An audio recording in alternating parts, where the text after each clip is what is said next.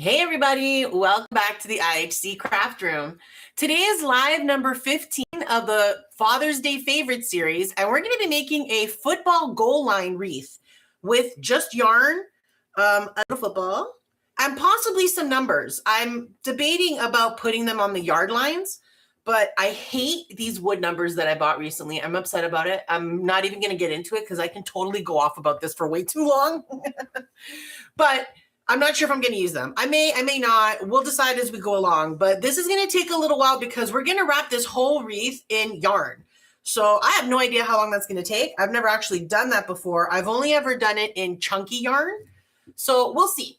The plan is to wrap half of it, like the bottom half, in green, then do a line of white, some more green, a line of white, et cetera, and we're going to do enough lines to mimic all of the yard lines. So the 50-yard line will be in the center, and then we'll do 240s, 230s, and 220s. That's the plan in terms of the actual lines. And then if we decide to use these guys, then we will. Okay, and then we're going to put this guy on the bottom, boop, just like that, most likely, or here, somewhere, I don't know, somewhere. And I'm going to use these really thick dowels to create a goalpost.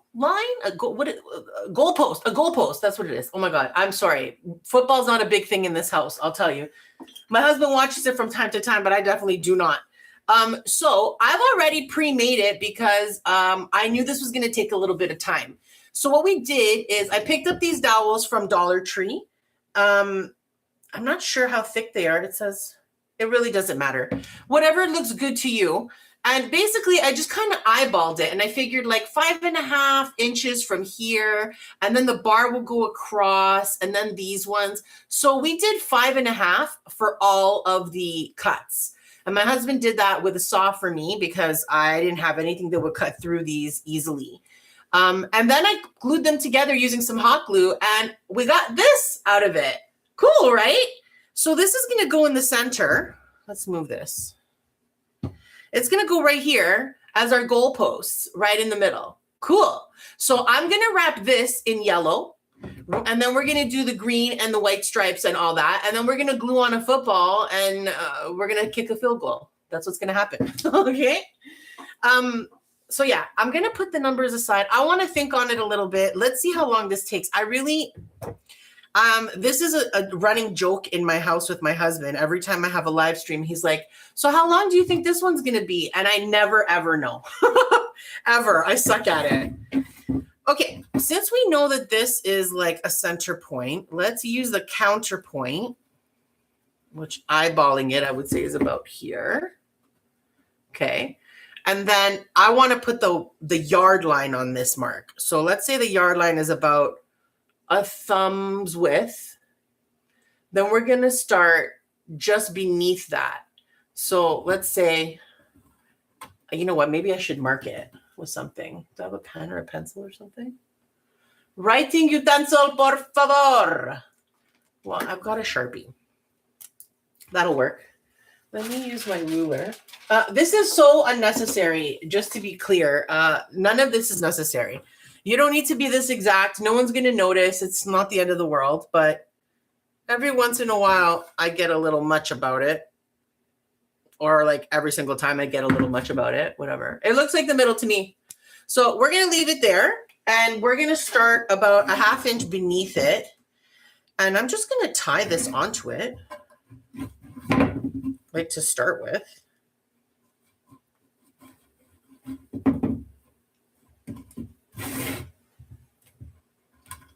Maybe like over here.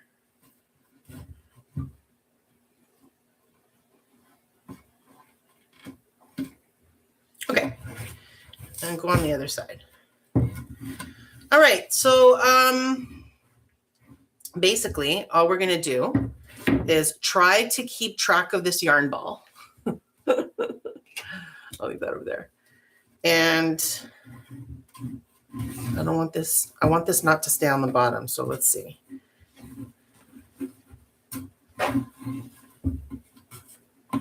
So this is a foam wreath base that I picked up at Michael's Canada. I normally buy almost all of my wreath forms from Dollar Tree or Dollarama here in Canada. But occasionally there's some that I want for a specific purpose. And Dollar Tree and Dollarama are not places that you go thinking you're going to get an exact thing that day. It's very rare. It's only certain items that you can be sure will always be there. But specifically for crafting, it's very hit or miss. Like if you get to like the Dollar Tree and you see a bunch of like Decor mesh rolls and you don't buy a bunch, I promise you, you're going to regret it. Like you will regret it. I'm saying this because I just recently went to Dollar Tree and they had so many colors and I just couldn't justify spending money on it right now.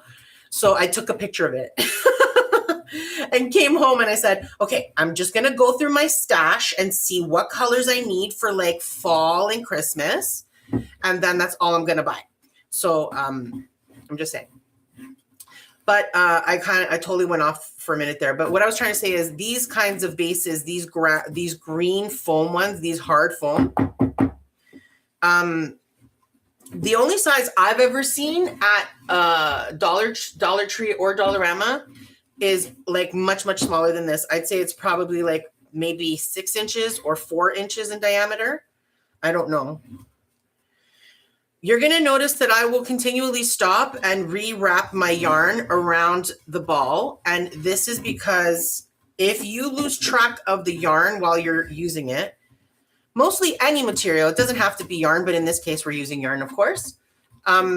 You run the risk of having the yarn or whatever material it is get into a knot. And that is a whole other headache nobody needs. So this is all we're going to do.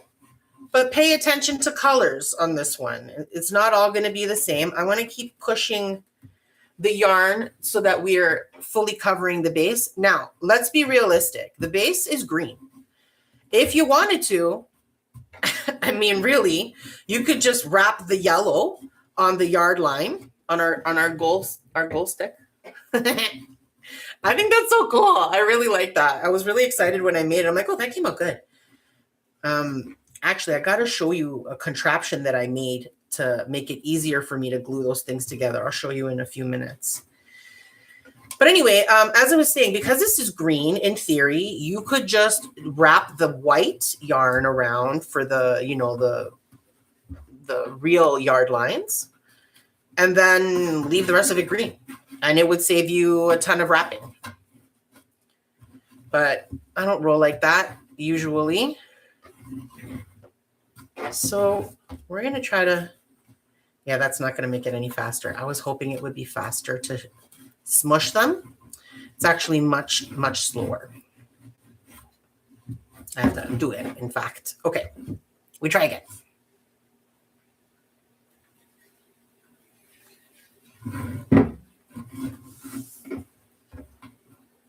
I think this is such a cute idea. I saw this on Pinterest. I saw a few of them on Pinterest. And I thought, oh my goodness, what a cute idea for like a big football fan.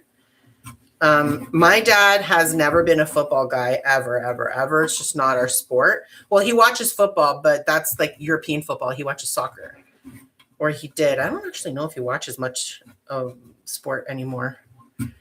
But he definitely did not watch football. And my husband's not a huge football fan either. Like he always likes to watch. He's a big sports fan. Like generally all sports he enjoys to some degree with very few exceptions.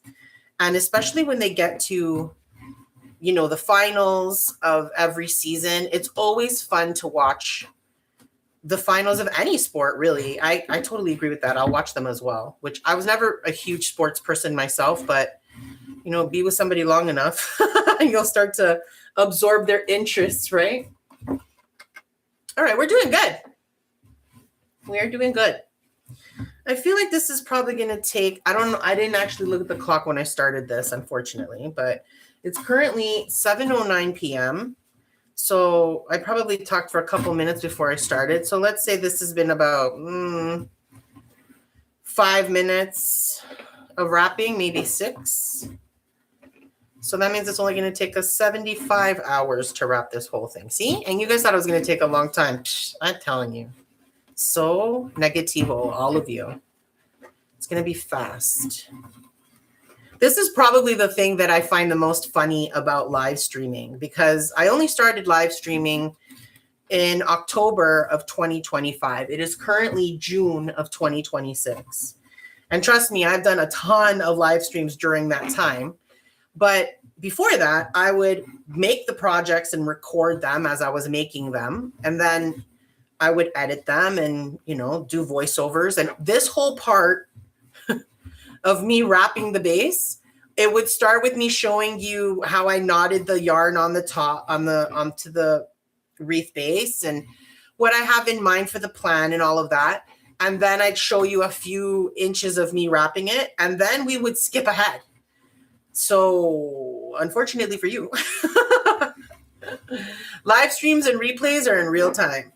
So you get to watch it as it's happening, which personally I find very satisfying. But also you get to hang with me, and we're going to chit chat about all kinds of stuff, because I'm a chit chatter about things I like talking about. Things I don't like to talk about, well, hey, I'll just sit there with an expression that shall tell you this. I do not like. I'm keeping an eye on you, Yarn Ball, because I just know we're going to turn into enemies in a jiffy if I don't stay on top of that. So this is one of those base wreath kind of ideas that I feel is super duper beginner friendly. And it's the first kind I suggest to people if they mention that they're interested in learning how to make wreaths. And they say things like, oh, I'm really intimidated because there's these big, huge wreaths, and they've got these gorgeous big ribbons and bows and florals that are just cascading. I'm like, okay, yeah, those are stunning. And there's lots of people who make them, and they're gorgeous. But you don't have to make wreaths like that. You can make more minimalist wreaths that are still super pretty and are very beginner friendly. And you can get all the materials that you need, for the most part, at your local dollar store. This particular wreath base, as I was saying earlier, I had to get at Michael's because I just can never, ever find it at my dollar store. But you know what? If you can't find the wreath base you want, work with what you've got. I could have used a wire wreath frame for this if I needed to. It just, in my opinion, wouldn't have looked as good, because those wire wreath frames, the round ones with the rings, they are not level and they're not fully rounded. They're kind of curved and then flat on the back. So they have like this curvature. But because the rings are kind of sticking up inside of that, it's not a very flat curvature. It's almost like seeing boning on a dress. You would see it if you wrapped it, I think. I mean, I've wrapped those bases all the time, but using things like deco mesh, ribbon, burlap.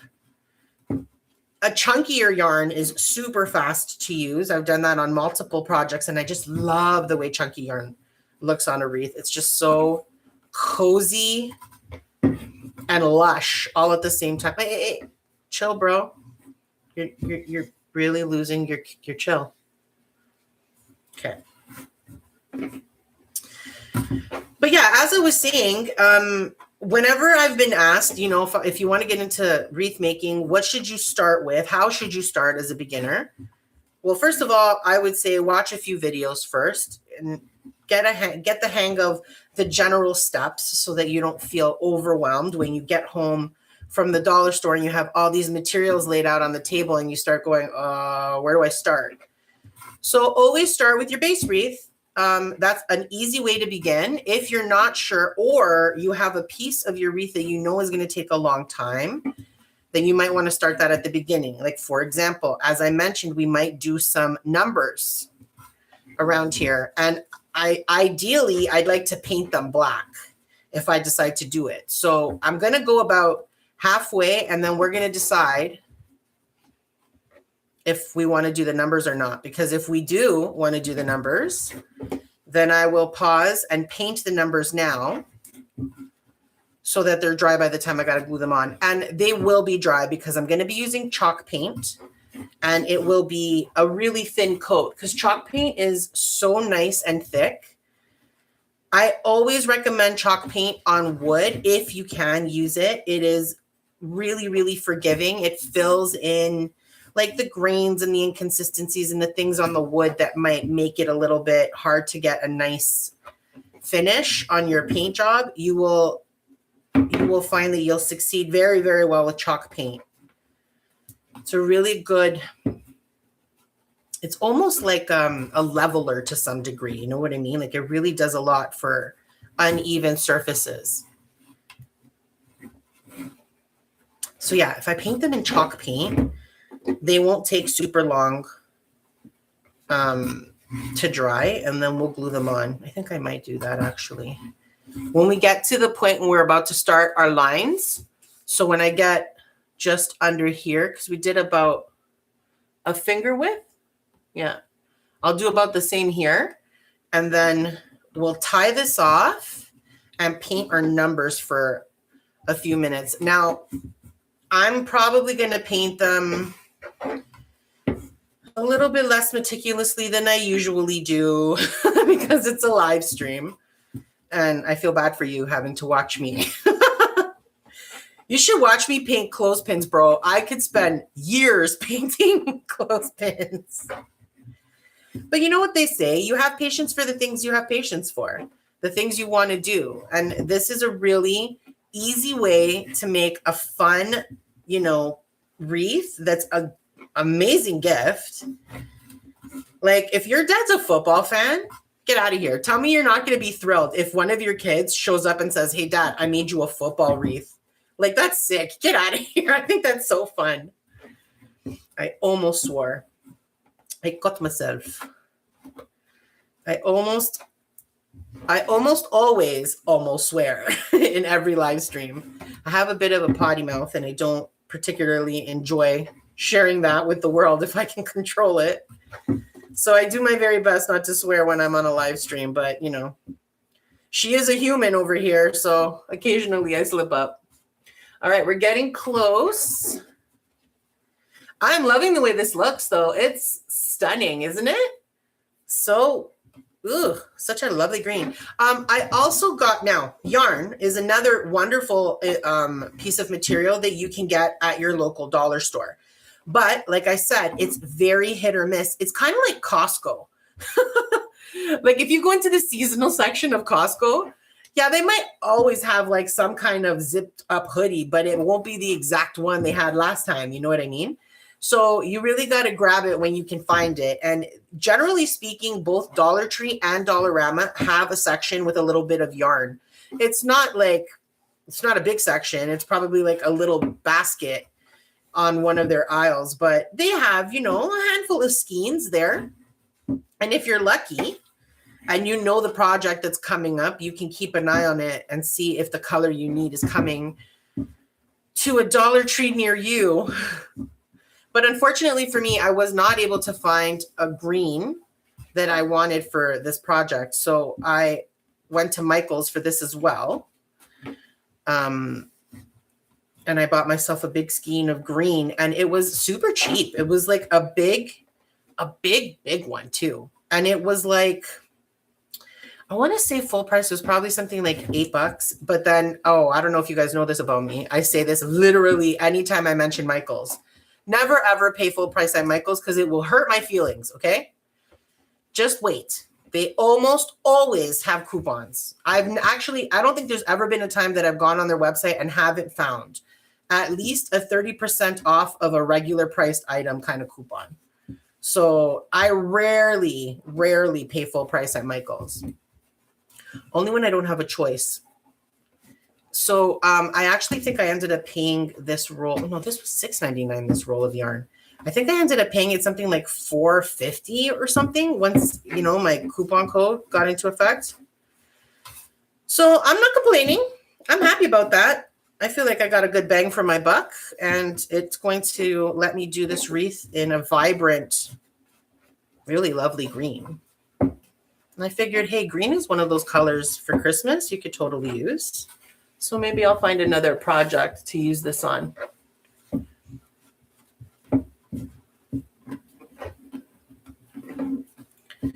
So yeah, like I was saying, if you're new to wreath making, wrapping the base of your wreath is a really easy, fun way to start. So if you're a little intimidated by all the bubbly deco mesh and the ruffly burlap and stuff, then don't stress. Wrap the base. You can wrap a base in a million different materials, and let me tell you that each one really does tell a different story. It really does look completely different. It gives a different feel to the wreath itself. So even though you're using the same technique, you can really get totally different vibes just by the different materials that you're using. So if you never get past the point of wrapping your base, who cares? You can wrap it in a bazillion different things. It's going to be gorgeous.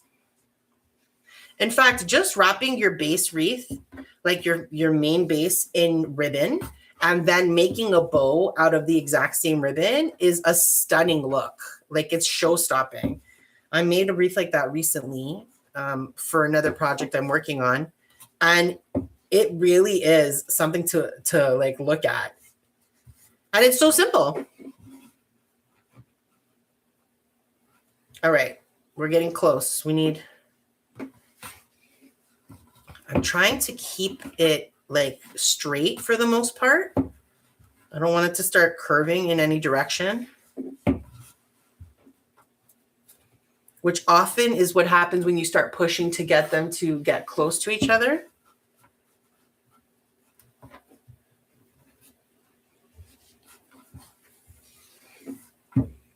This is going a lot faster than I thought it was going to. I really thought I was like, when I was planning out this wreath, and I was like, oh man, this is going to take a hot minute to wrap it. I was actually going to try to find a really thick yarn, like a chunky yarn, or at least something, you know, much thicker than this, at least twice the size of this. However, my white yarn is this size, so then they wouldn't have looked right together. And I was like, okay, I think I'm going to stop here. So I'll give you one more quick wrap, because now I see a little bit coming through. Okay, one more quick wrap here. And then scissors. I can't think of how I'm supposed to wrap this. My brain is not thinking about it properly. Let's do it like this. Like this. And then like that. There you go. You did it, Mary.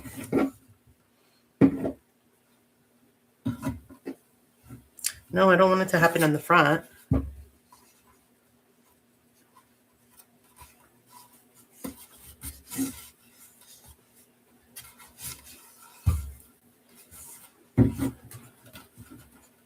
I can't even tell where that wrapped.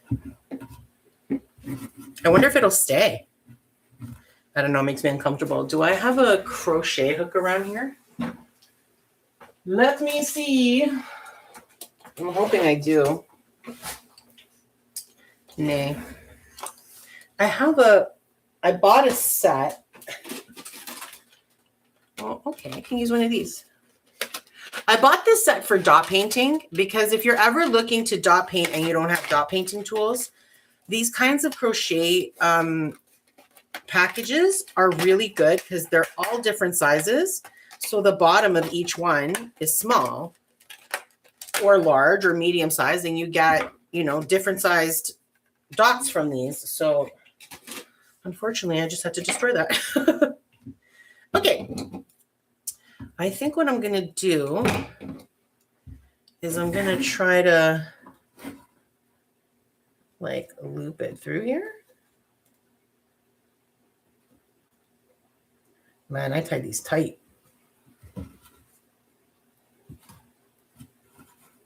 That's good. Let's do it one more time.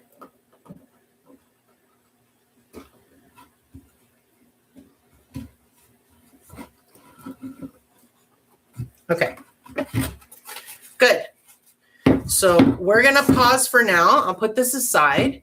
So it took about 20 minutes, I want to say, to do that. Not bad. We're going to set that aside. Oh, we're going to set you aside as well. And what we're going to work on now is we're going to paint these numbers really quickly.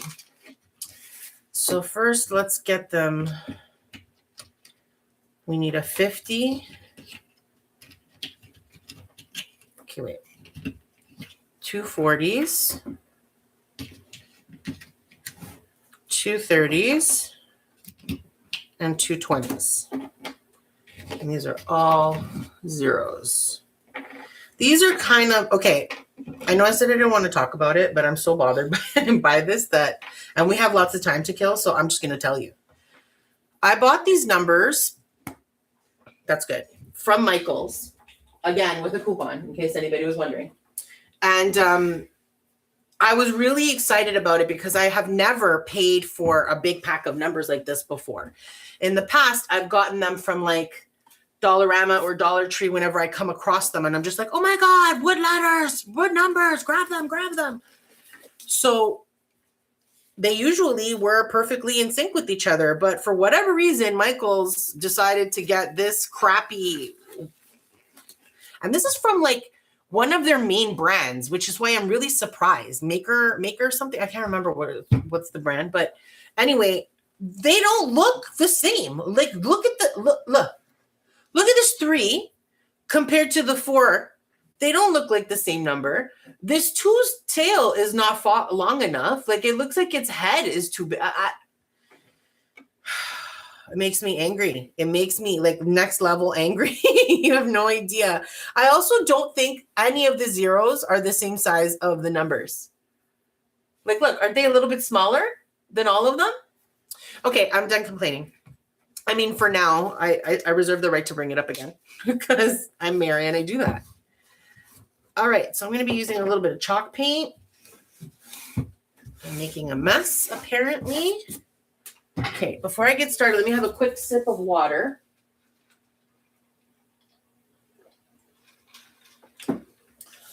Always to remember to hydrate, friends, because life is a little bit better when you're hydrated. It really is.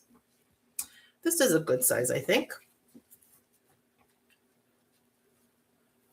Okay, we are going to make this the fastest paint job ever known to man. I'm not painting the sides. I'm not painting the top. I just said that and I started doing it immediately after. Yes, I am, because it looks stupid.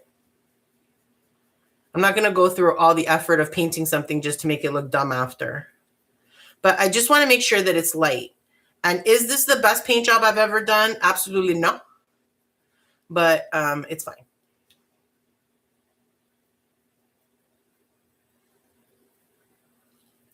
Look at how dirty I made the back of it. I might as well just paint both sides.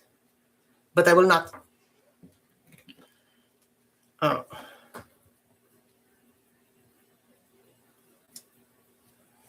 Wow, I did a really crappy job at that. Let's try that again.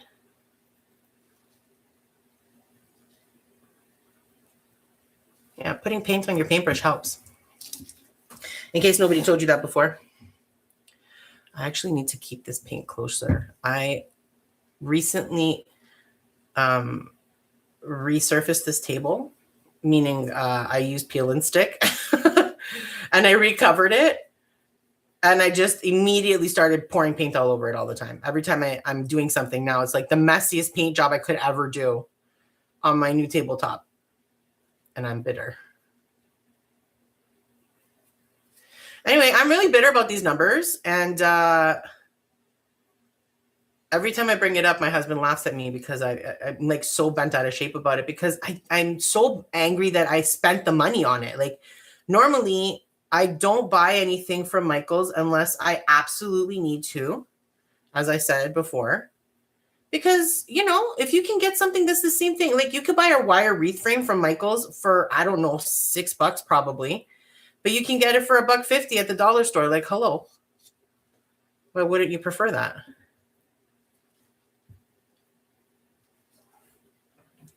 I gotta be careful. My gloves are hella painted right now. When I first started crafting and painting and stuff, I had bought like these cheapy paintbrushes from the dollar store. Actually, the paintbrush I'm using right now is a paintbrush from Paint by Numbers, because that's one of the first things I did when I decided I needed some mental health help in the form of crafting when I was working for Satan Incarnate. I hope you're suffering, you bastard. Anyway, I started by Paint by Numbers because I really cannot draw freehand which I'm sure you'll know if you've watched any of my dot painting tutorials, because I talk about it a lot. Because it's always been a frustration as somebody who is creative. If you can't draw, it's frustrating. You know what I mean? Because I'd love to be able to draw. It would be so wonderful. But c'est la vie. Anyway, as I was saying, I started painting by paint by numbers, which is a lot of fun, and I highly recommend it, especially if you are going through, a time of emotional or mental upheaval in your life and you need something to kind of occupy you. Paint by numbers is a great way to do that. It's a lot of fun. It's really cathartic, and put on a good audio book or podcast or something, and off you go. Good times. But I used to be really meticulous about cleaning my paintbrushes. Like, not about cleaning the actual bristles. Of course, you have to paint the actual brush, or you're asking to ruin your paint. Your paintbrush becomes garbage if you don't clean it off, obviously.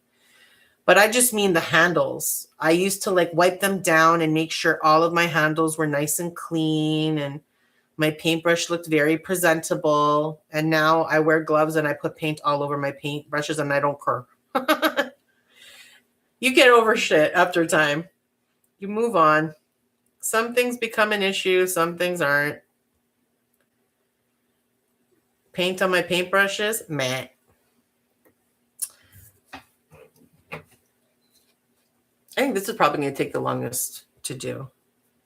So again, all of the things that I ever show on my channel, I always want them to be, a source of inspiration for you. But do things the way you want to do them. If you don't want to paint the numbers, don't. If you want to stain them instead of paint them, stain them. If you don't want to put the numbers, don't. It's more about, I'm making something tonight. I think this is a lot of fun. I hope it inspires you or somebody in the future who's watching this in a replay to make something fun and creative. It's a great gift to give. And I feel like that more and more, the more AI takes over the world, I realize more and more how important these handmade things are going to be over time, because everything is so mass produced and it's so hard to tell if something is AI or if it's real. It's an interesting time we're living through in 2026. I wonder what Mary from 2028 is going to say if I ever watch this back in the future. It's amazing how much we change over time.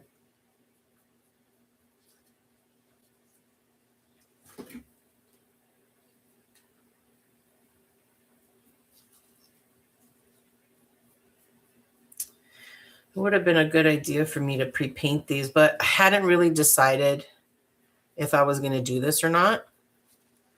So we are doing it together. I always enjoy painting things like this because they don't take a lot of precision, Let's see, I got paint on my table. Mary. Okay, I got it. It's clean. Everything's fine. Everybody calm down. Everything's fine. Yeah, I wasn't sure. And I'm still not fully sure, but at least this way we'll have them ready. We'll lay them out and we'll see. That's generally the way I like to do a wreath. In case you're ever thinking, how do you come up with an idea for a wreath? It usually starts either with something I've seen, like an idea on Pinterest that I thought, oh, well, that's pretty cool. That's a cool idea. I'd like to try that. And then 9 times out of 10, I just try to figure out how to do it on my own. I rarely watch the video if there is a video connected to it.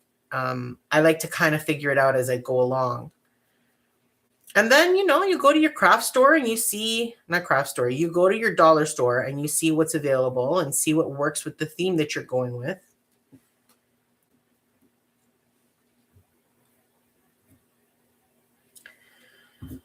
Really, the main components I would say for a wreath would be your base material. Okay, you need your frame. You need a wreath frame, of course. So whatever that frame is, it is. You need a decorative sign if you want a decorative sign. Plenty of wreaths are without signs. But if you're looking to have a sign, a decorative sign, a bow would be nice, usually. A bow component, maybe some floral. And then if it's a seasonal project, like let's say you're making something for, well, I have a Canada Day wreath coming up because Canada Day is just around the corner.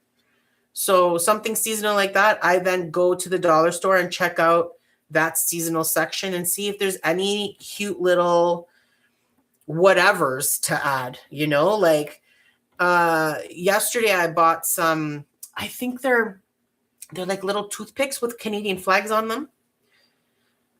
They're going to be so cute. Like they're going to look really great on a wreath if it fits, if it looks good. I don't know. I have a theory in my head of what I think a wreath is going to look like. And then we try to put it together and see what happens. Lots of times I have plans for a wreath that never come to life in that way. I still make the wreath, but it doesn't turn out the way I had intended when I was planning it. But you know, that's the fun part of the creative process is you basically have these general skills and ideas of what you want to do, and then you let the spirit move you. Oh, I put way too much on this one. It's too much.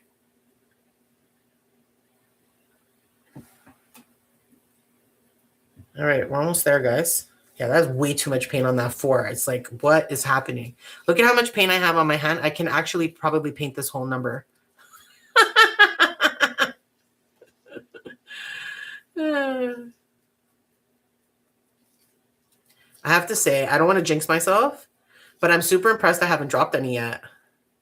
I was like totally expecting, especially because I'm trying to rush through this. I'm like waiting for one to drop and roll across the floor and put paint on everything and, you know. Typical Mary. Oh, I didn't do the inside yet. Oh, shoot. That's way too much. Now, if you don't have any chalk paint, you can totally use acrylic paint for this. I highly recommend the craft paint from the dollar store. I use it all the time. I use the paint from Dollar Tree as well, but not as often. I usually use Dollarama's, which is Deco Art, which is a great brand that you can find, I think in most craft stores will have, at least in North America, they will. So it's a good paint and it's at a good price. I mean, it's not a paint that Monet would have used, but in terms of a craft paint, yeah, you don't need to spend much on craft paint.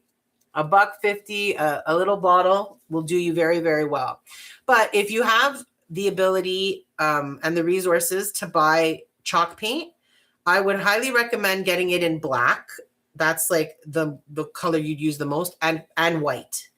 Those are the only 2 colors that I have, and I use them for a ton of different projects. I really swear by chalk paint when you're using wood as your surface, especially if you're dot painting on it, because wood is very thirsty and it really does absorb a lot of the paint. So if you don't have a nice surface that's varnished, in fact, to kind of protect it, the wood's going to just suck all that paint up. So the chalk paint helps a lot with that. And then sealing it will help as well if you have a base coat. Oh. Okay.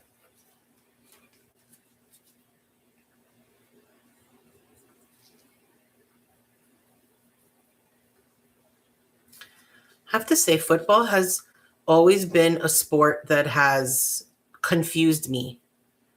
Most sports, you can get, you know, the basics of what they're doing for the most part, you know, but I feel like football's a lot more complicated than that. There's a lot more, I don't know, man.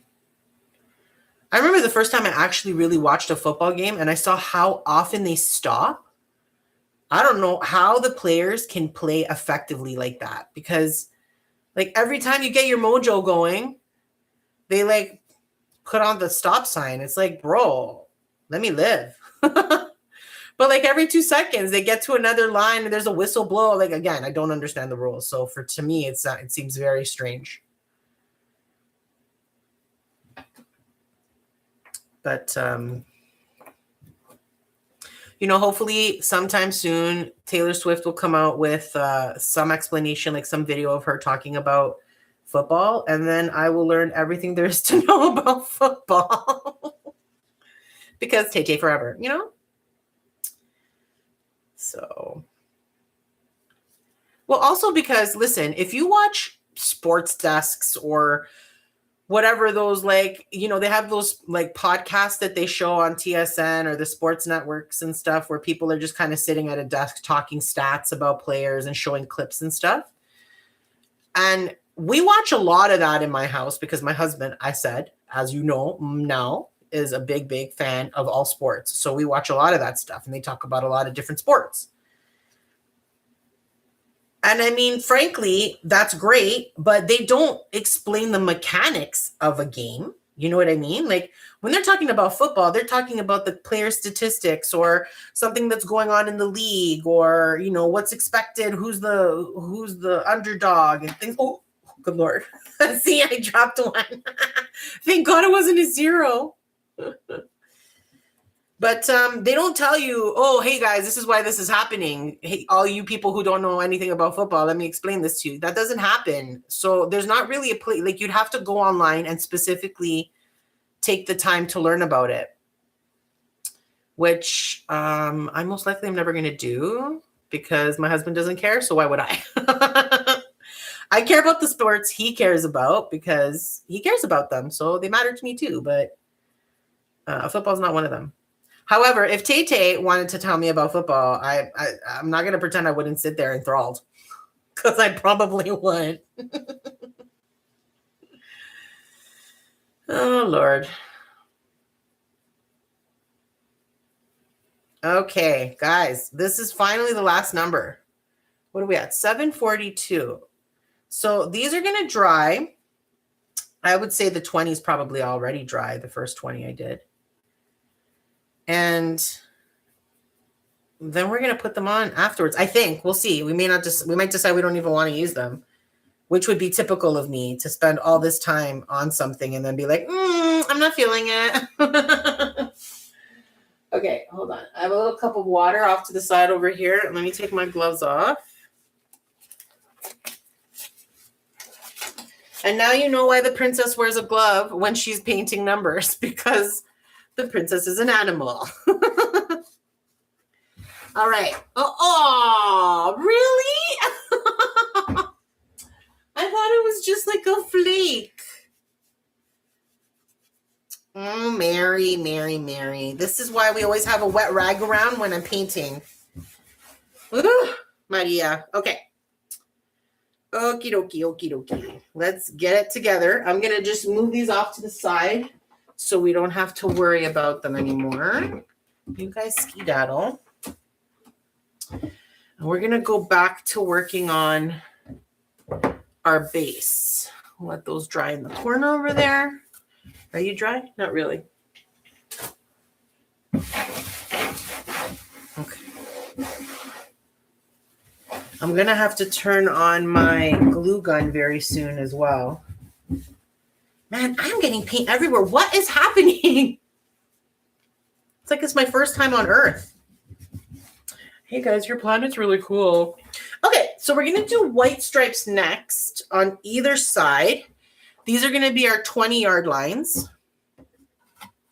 And I'm thinking we're going to make them... You're joking right now, though. Like, what is this paint? Are you like a rabbit that you're just consistently making more paint appear? Okay, hold on. Get it together.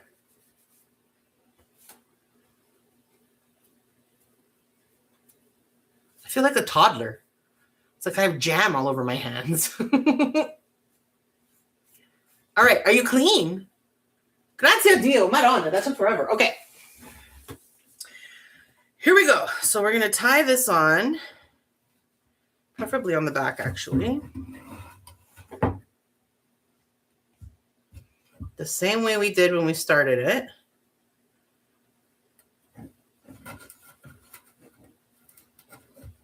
And I give it a double knot so that it does not go anywhere. Well, actually, I can cut both of these strings now. They don't need to be here anymore. Toodaloo. All right. So for the white, oh, now I'm going the opposite direction now. Oh, Mary. That's okay. For the white, we're going to do a couple of inches because we need to be able to fit. How many is it? 1, 2, 3, 4, 5, 6, 7 lines in here.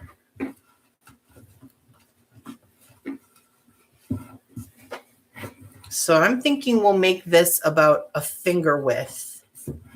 I was planning to go up to the crossbar.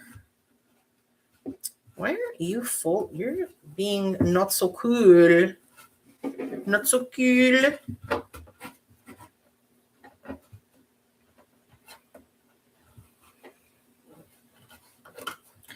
I really don't want the white to have any separation.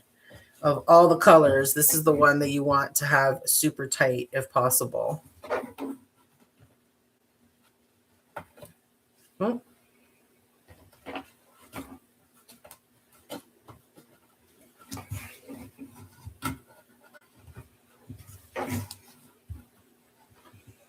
You know what? I think it's because this white yarn is even thinner than I thought it was. I feel like this is enough. I don't want to do much more than this. What do you think of that? I think that should be good. So we'll stop there. And I'm going to do the same thing I did before, which is I'm going to use a crochet hook to get this tucked under in a few spots. Which is not easy because I've made this really tight.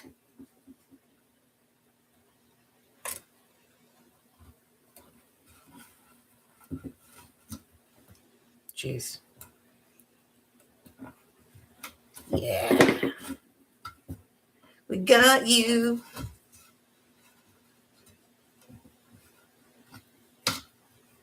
Yeah. One is good enough, but my preference is 2, so I'm going to do 2. I'm just using this hook to lift this a bit because it should be tight. There we go. Wow, I'm impressed I did that with my left hand. Did I just undo it? I think I... You see what happens when you get cocky? I was just proud of myself right then, and so I immediately messed it up. Typical Mary. All right, we got 1. I'm just going to leave that hook there. 1. Okay, and we're going to wrap it again.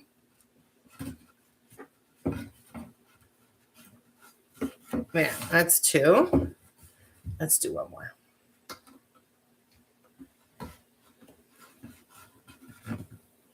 Okay. Bravo. Bravissimo. Cut this down a bit too. All right, we got our first yard line done.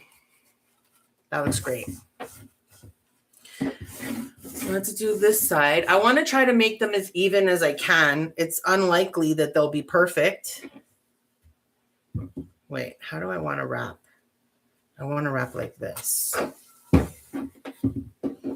For some reason, my brain really struggles with that. Every time I need to decide which way, I end up picking the wrong way and then being bitter. Okay, a quick knot. Oh, this green string wants to be involved, eh? Mind your business. Okay.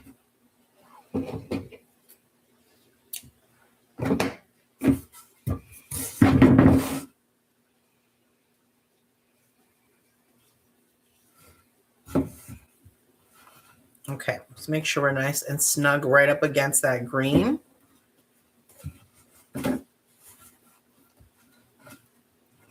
Yeah, you know what it is that this white yarn is a bit thinner. It's a different gauge. And it's noticeable to me because I'm working with it.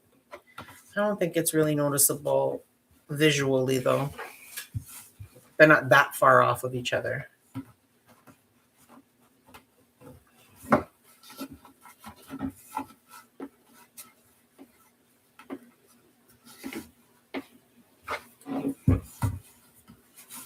I kind of think I might overlap just to make sure I got all of it.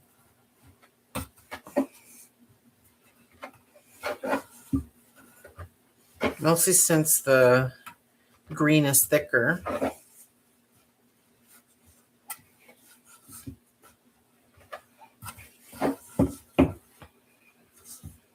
I think the other side's bigger. Let's do a little bit more.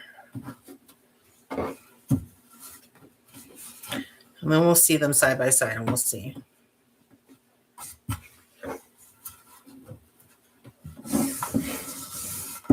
Well, how did I get a spot here now? What do you think? The inside's thinner than the outside. That means you've overlapped a lot in here.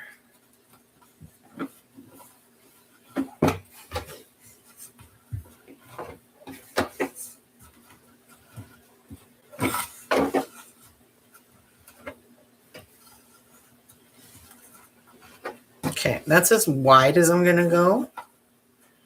Now I'm going to just try to see if I can.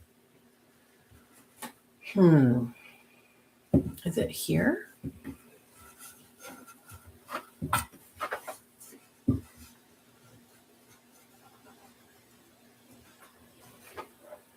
Yeah.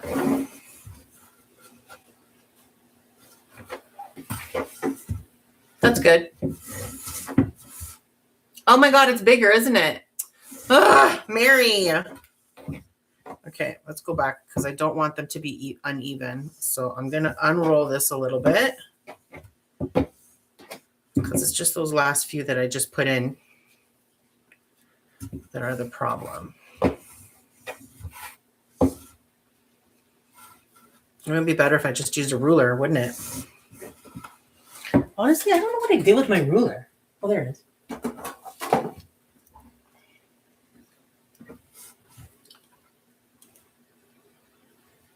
It's about 3/4 of an inch. And you're a little over, but not by much. Just a couple more rows.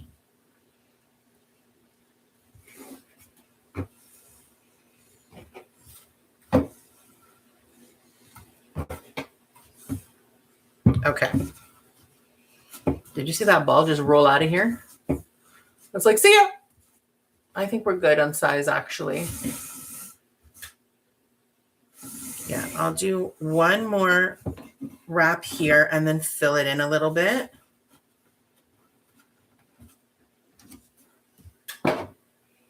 This is a mistake. Always take care of your yarn. It's going to turn into a mess in a second. Okay.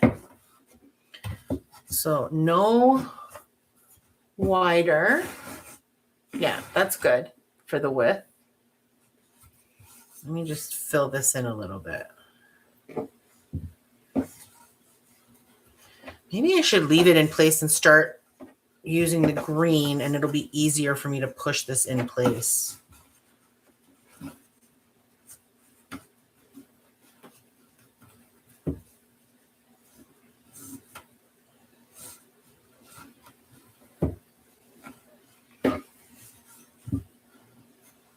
Okay, I think we're good here. So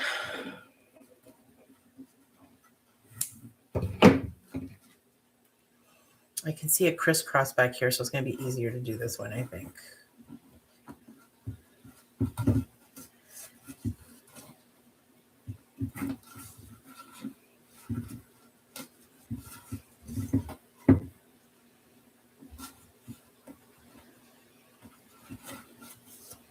Now, if you don't have a crochet hook or you don't want to do it this way, you could do a little drop of glue and then just glue your ends down.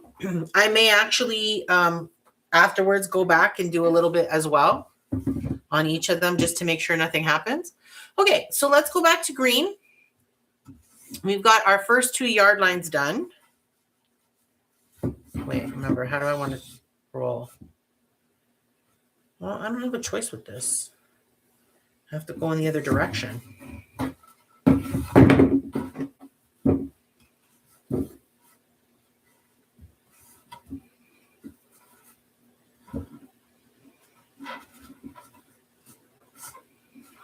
So once we're done wrapping the base, we only have like one more thing to do.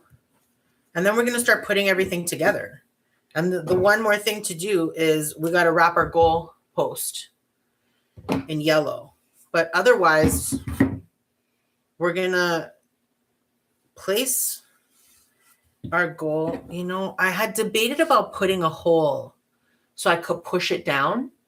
And I may still do that. I may still dig a hole into the wreath base.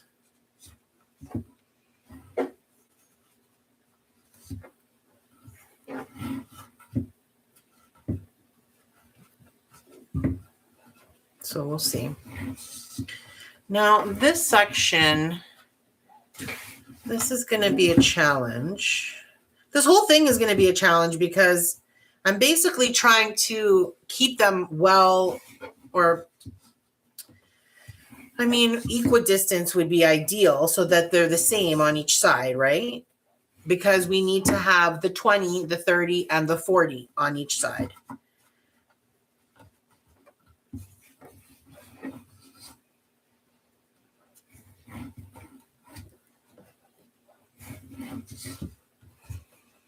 So I don't want to leave a huge gap, but it needs to be enough so that it doesn't just look like it's a striped green and white wreath base. Like, you want to understand that those are yard lines.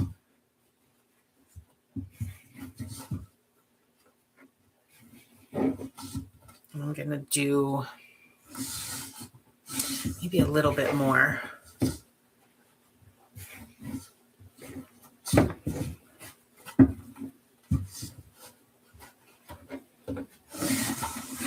What do you think? Is that enough room in between? I think so. Maybe one more row, but I feel like that's good. And then we're going to do we'll do the 30 yard line. Let's see, how much is this? Well, it depends where you measure it, but it's roughly 2.5 inches because it's tighter in here. And this is going to happen, by the way, when you're working with wrapped things like this, you're going to have this happen where the inner part of the circle is going to be a little bit tighter. And the outer, obviously, you have more real estate. Oh, I thought you were crisscrossed.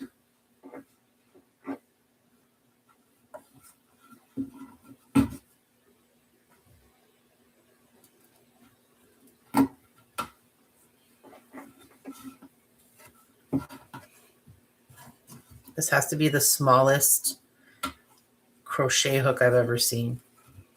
Actually, that's not true. My mother-in-law used to have these like super tiny crochet needles. She was so good at crochet. I actually made a wreath with one of her crochets for my Mother's Day Masterpiece series, and it was stunning. She did gorgeous work. If you're interested in looking at that video in the replay, Mary will put that up in the corner. Mary from the future. Huzzah. She'll put it in the corner. Okay.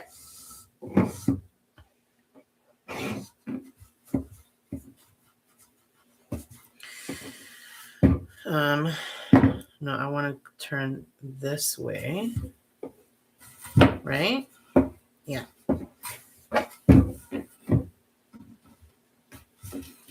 Why did I cross it on the front? Come over here.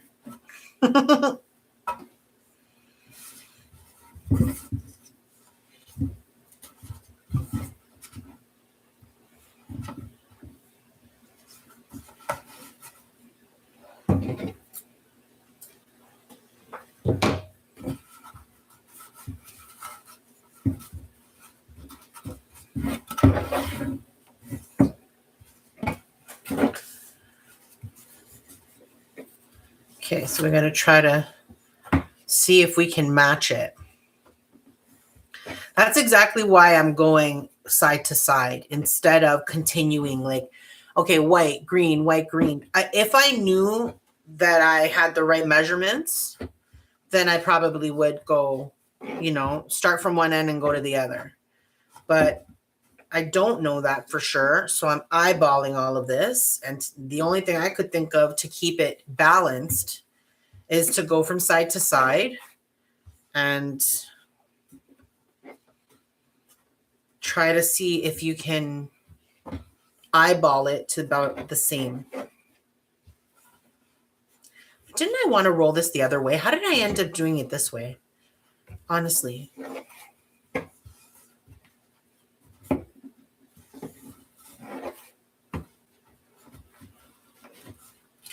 I will say I definitely prefer using chunky yarn for this because it's so much faster. This is way more tedious because of how skinny this yarn is.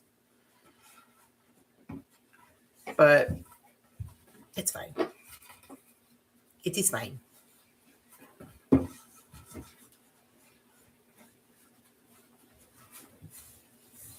The thing is, I mean, I could have done this using different materials, right? We could have used felt, could have wrapped it in green and white felt. That would have been much, much faster, but it would have looked completely different. That was the point that I was making earlier about you can use the same technique, but the different material that you use makes a difference in the appearance of the project. What do you think? Almost at the knuckle there. I'd say we're pretty close. How did I get a bruise there? I would say we're pretty close. So I'm actually going to do one more. I'm going to do a loose overlap so that I have room for my crochet. Okay.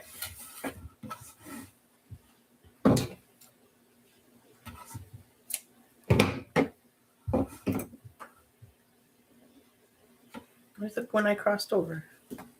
Here. That didn't work at all.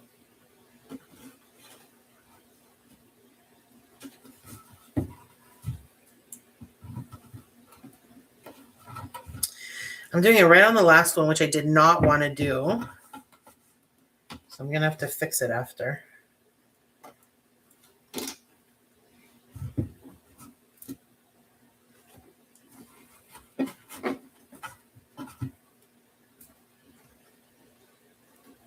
Okay.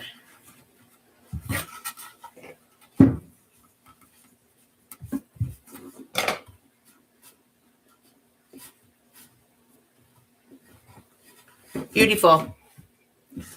We're getting there. I find this interesting that now all of a sudden I'm starting to see these little gaps when it was done very tightly to begin with. So I think I'm going to probably end up having to massage these later to fill in these gaps a little bit.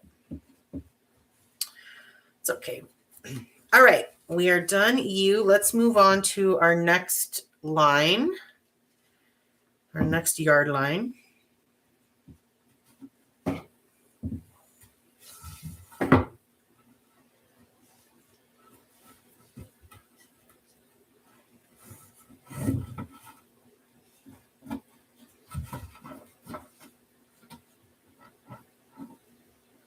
Oh.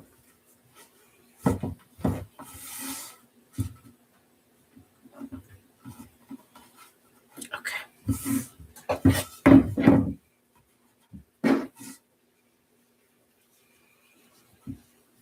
Okay, we're about an hour and 5 minutes in, and we've done quite a lot already.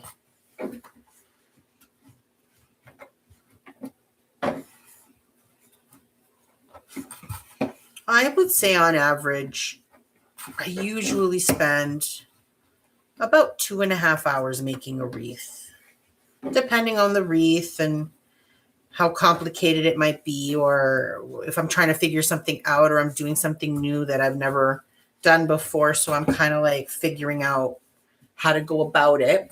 But usually about 2 to 2.5 hours. And I'd say we're on track for that right now. You need a bit bigger.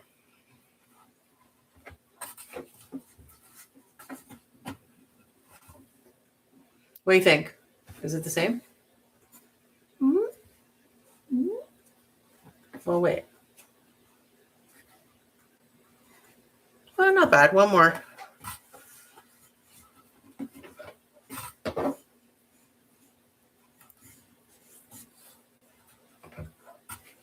Oh, that's why that happened last time. I see what I did. I see.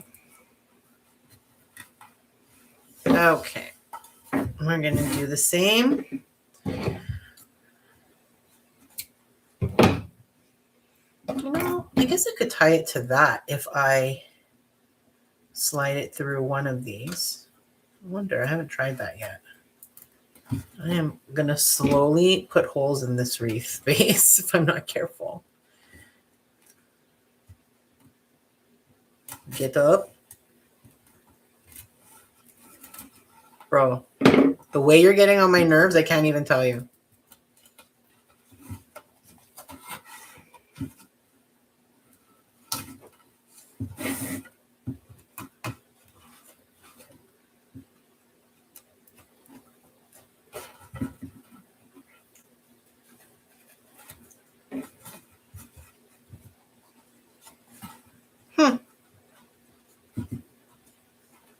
I don't know if that's a good idea, though. I might pull them. We'll see. I think that's good. All right. We got our 30-yard line.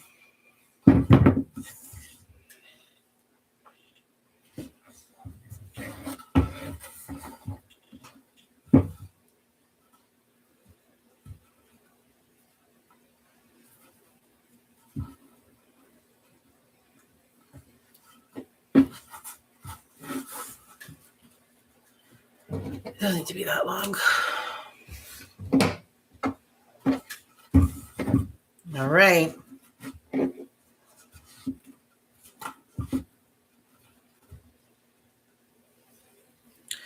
might have to grab my other white yarn ball.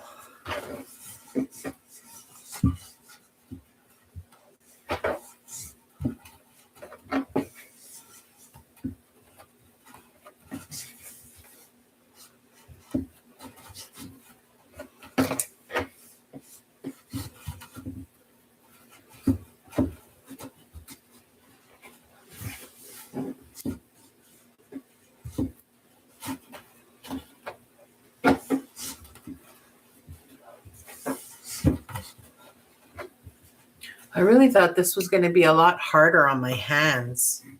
I've been having a lot of trouble lately with my carpal tunnel because I've been doing a lot of crafting. So my hands are...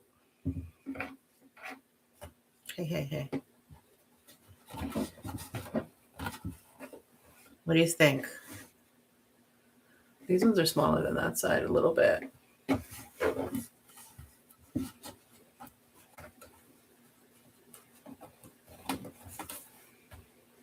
I think we're good with just one more row. Okay.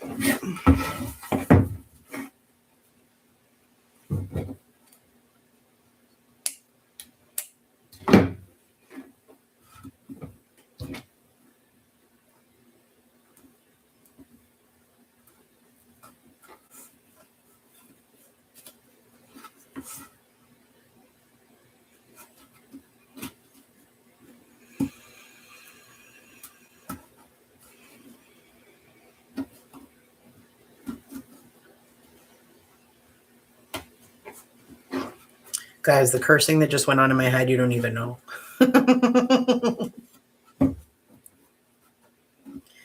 Okay, let's tie these again. I kind of like that idea. I'm not sure that it does anything. It might actually cause problems on the front, but so far I haven't seen a problem.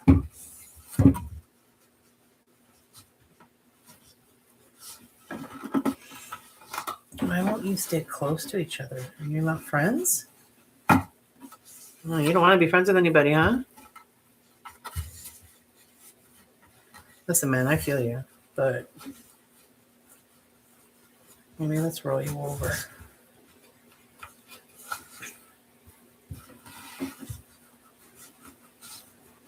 I'm just going to push the green up against it, and that should work to help it stay in place better. I don't know what your problem is. Chill, bro.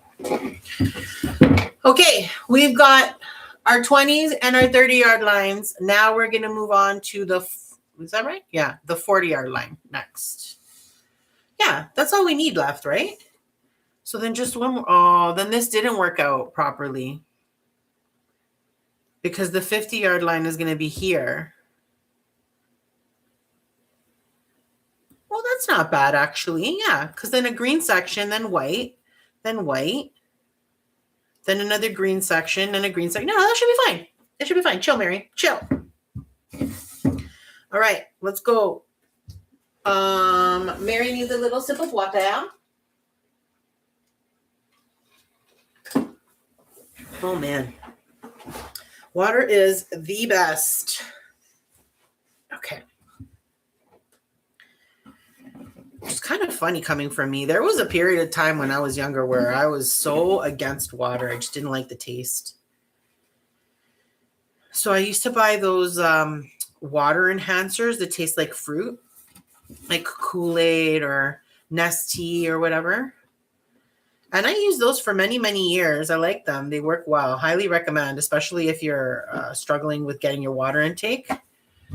Flavored water will really help with that. But I really struggled because I had a colonoscopy a couple of years ago. And the stuff you need to drink for a colonoscopy is, wow. The one that I had to drink tasted like fruit, like a fruity water drink, basically. And it's fine for the first, 2 glasses that you drink of it.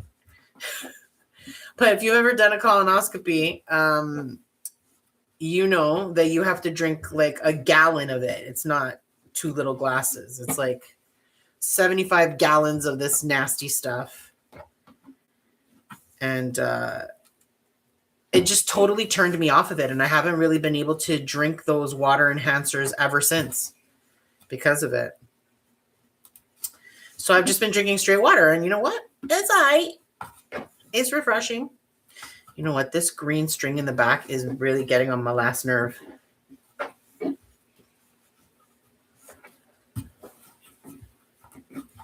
So there's a little story about Mary and water enhancers.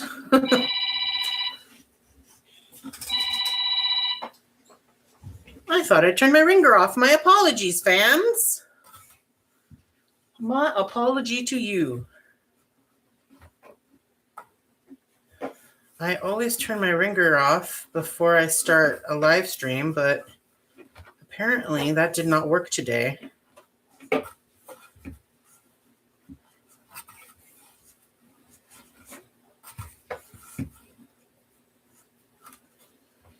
Okay. We are getting close to the 40.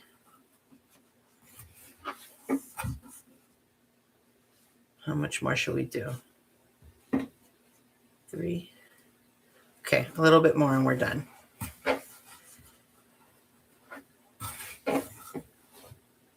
That looks about right. 3. Yeah, that's good. All right, we'll flip you. I wonder, you know what I should do? This is what I used to do. I don't know why I didn't think of it this time. I'm going to actually just put this under here and do one more wrap.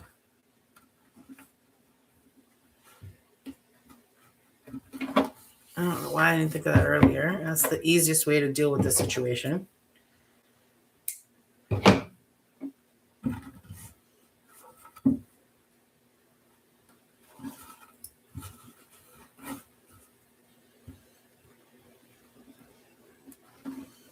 Well, I mean, it doesn't really help for long, does it?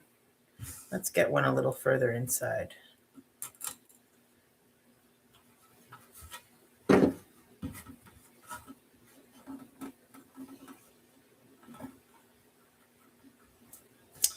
I wonder if I should turn on my heat gun. I mean, my glue gun soon. We don't have that much left. Let's do one over here.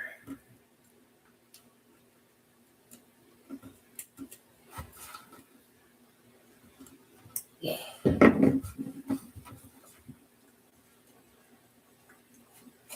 All right. Let's cut all these guys. I'll probably trim them down a little bit more later as well, but for now, just a bit. All right. We are cruising. Well, hello there, Tony. Welcome. Okay, no, wait. I wonder, it doesn't matter. Okay. I already know you're going to get on my last nerves, so let us prepare.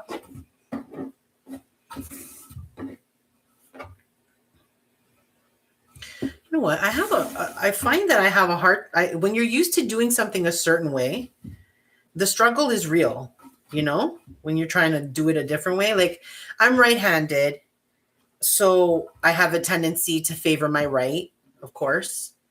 So when I have to do something in a different direction, like, okay, for example, since we have so much time to chat, when I was in my early 20s, my parents bought their condo that they retired in, and I was still living with them for a period of time.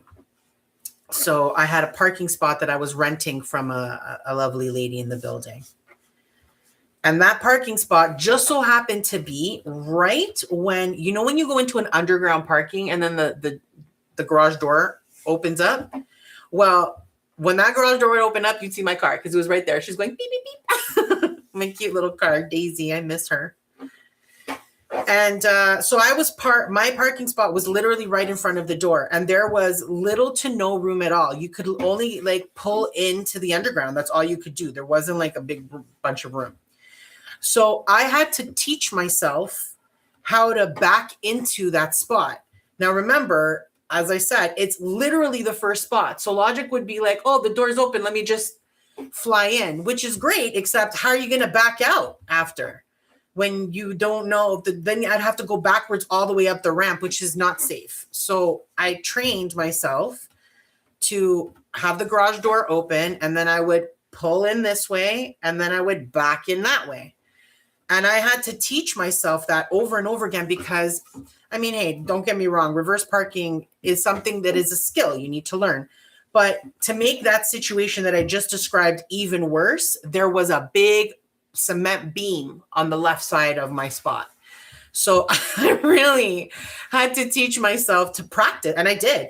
I spent time in the underground parking just practicing backing into my spot and pulling out over and over again for probably a few days. I tried to do that to practice. And I'm so glad I did because I became a master at it so that I could be in my parking spot, lickety split. So my point is, when you get used to doing something in one direction, I was always used to reversing in that direction, right? I would pull in this way and then reverse that way. So I got used to always reversing that way because I did it literally every single day, multiple times a day. How are we doing here? We got 3. No, not yet. You need a little more, actually. Just a little bit more. We're almost there.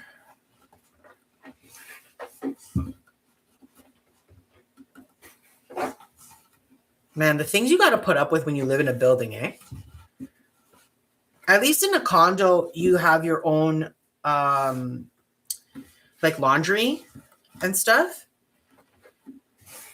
But when I moved out and I moved into an apartment, and then I had to go do my laundry in the basement of the apartment building, it really, really makes you appreciate living in a house. Because having to go downstairs and all those people are around, and then there's jerks who like take your stuff out of Mission Santa Maria, I would get so mad. Actually, I had reached the point when I was living on my own before I met my husband.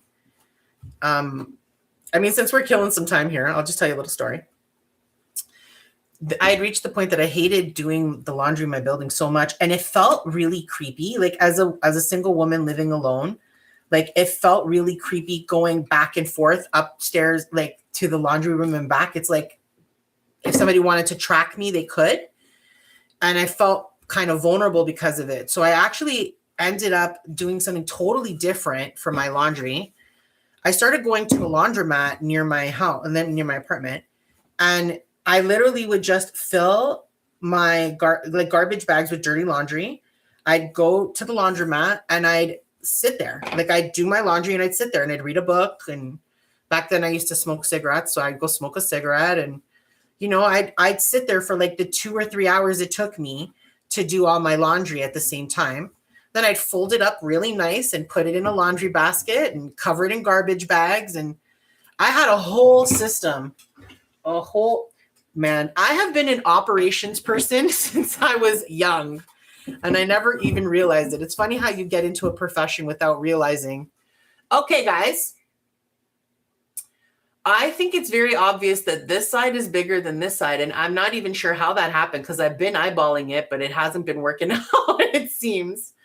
Okay, that's cool. So we're going to do white on both of these again. Here's the thing. I want to get white in the center, and we need to be careful about that. So I think what we're going to do is the white in the center first. That makes the most sense to me, so that we don't lose that 50-yard line. Man, I don't think I've ever told so many personal stories on my channel before.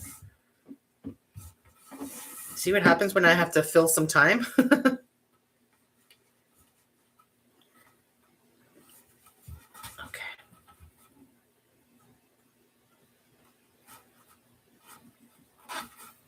All right, now let's make sure we're actually in the center.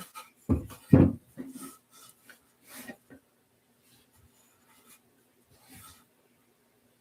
think that's the center? I think so. That looks like the center to me. Now the question is going to be, do we go side to side, or do we go, you know what? Let me start to the side of the center then.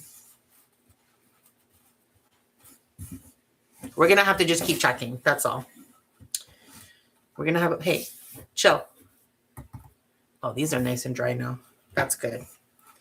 I'm glad I paused when I did, or I would have been in a pickle. Oh, speaking of that, I was going to say I need to turn on my glue gun, but I'm not going to do that until I start wrapping the goalpost, which is, it's almost time for that now. Because we're in the home stretch.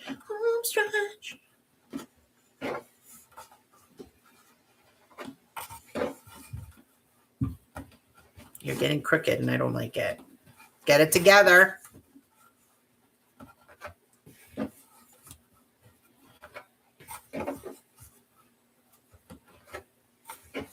I hope this is right. Let's see. Because if it's not, no, I'm going to have to undo it. No, I think we're good. I'll go a little bit more in that direction. Just a bit. Solo poquito. I will say working with this green foam base is lovely. I really enjoy it. It's a nice texture. It's really solid. I thought it was going to be like, you know, like the styrofoam that you get with stuff that you buy, which literally never leaves your home ever. I remember when my husband and I moved into our apartment. Look, story time tonight, for real. I remember when we moved into our apartment and we were like unpacking like, you know, IKEA furniture and stuff like that. There was always something that had freaking styrofoam.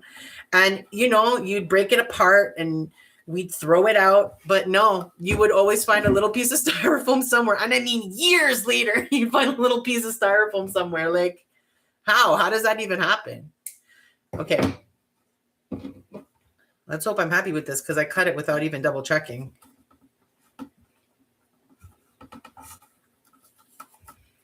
That's one.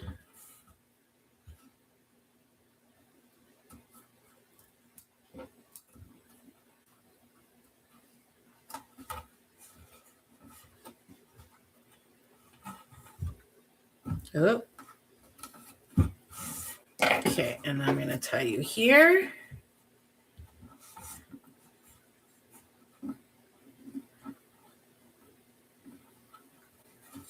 Like that. Let's see. Do you think it's big enough? I don't think that's in the middle. It's not, is it? Ay, caramba. Let's see if I can scoot you over a little bit.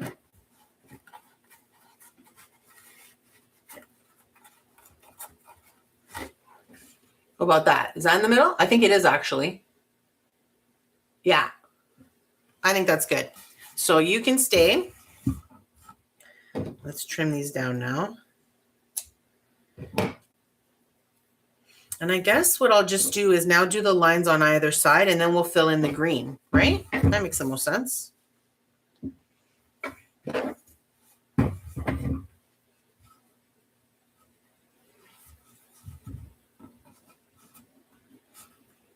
I need another sip of water. She be parched. Hold on.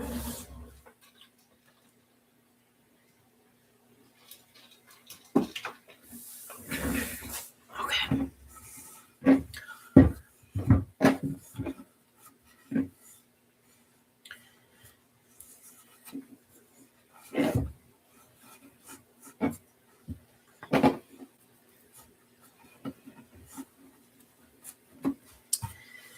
I'm being careful because I'm noticing that this is starting to curve a little bit, which you don't want. I want this to stay straight. In theory, we're trying to make this look like a goal line, right? Like a yard line.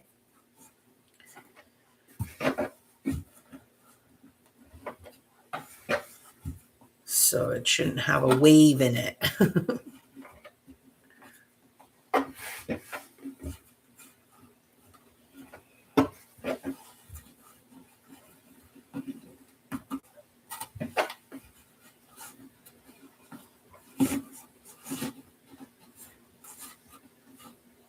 Not bad.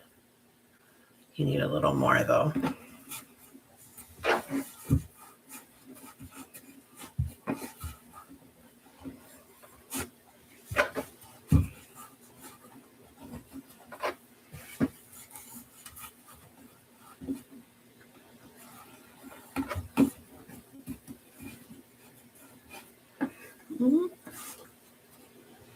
No, you need a little more.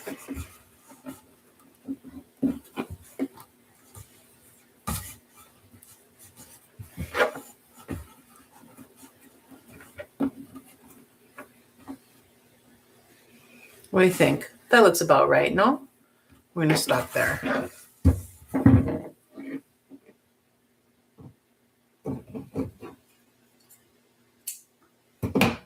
Let's see if I can get you under here.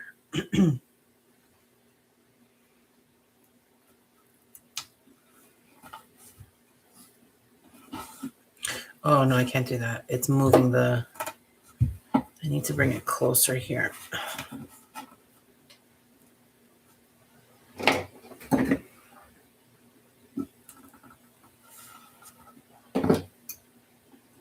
Man, did I make those tight?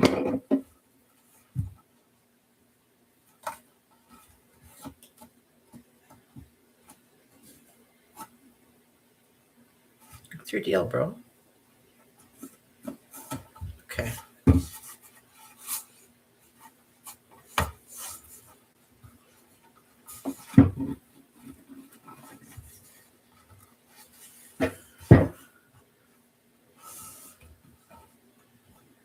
I'll use you since you seem to have a problem.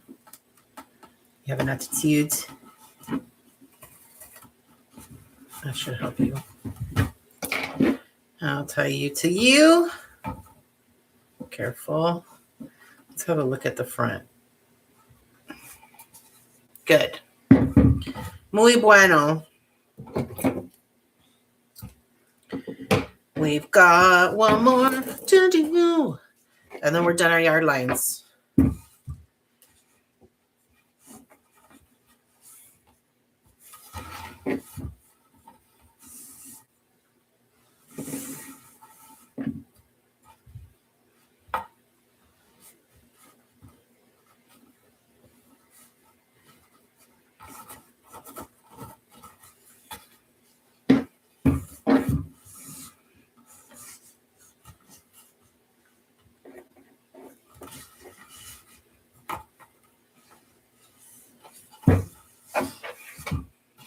I hate going under over like this.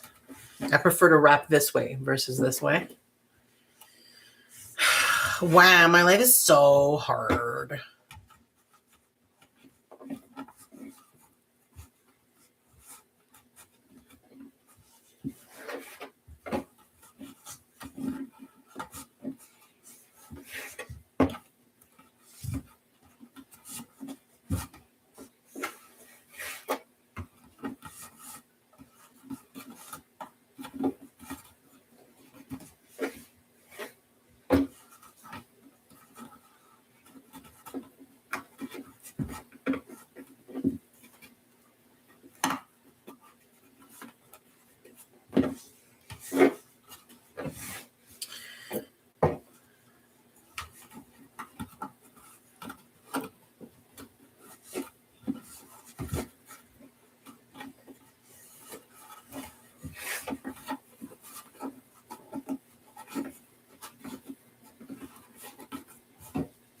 Why don't you want to stay?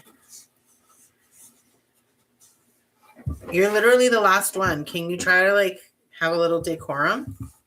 We're almost done. This is like the way you want to go out with a bit of attitude.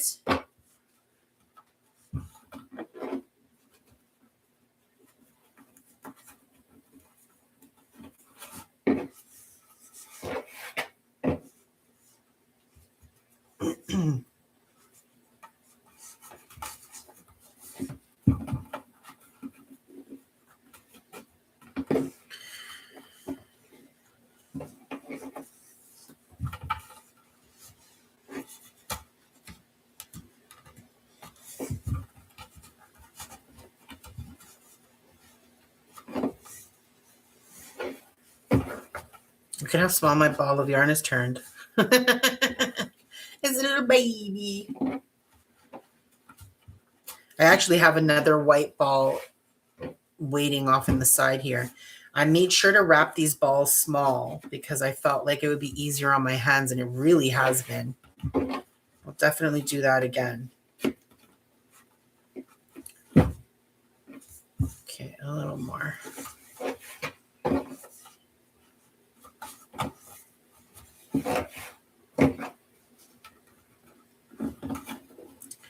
I'd say that's more than enough. Yeah, but this is going to be way bigger. So maybe I need to make this thicker in the center. We'll decide when we get down there. See, this is what happens when you, instead of having like a crazy detailed plan where you're going to use your ruler and you're going to measure everything and all of that, and instead you decide you're going to eyeball it, which I do a lot. I do that a lot on my channel, which means a lot of times I'm wrong, you know, and then I have to deal with that. I have to like pivot, or I have to live with the fact that it's not even or whatever. So if that bothers you, I highly recommend that you do something a little different. If you were going to do this, which is I would measure everything properly, or have a plan of how much space you wanted between each section so that you would know exactly when to stop, you know?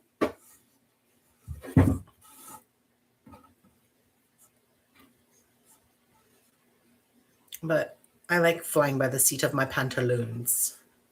My little pantalones.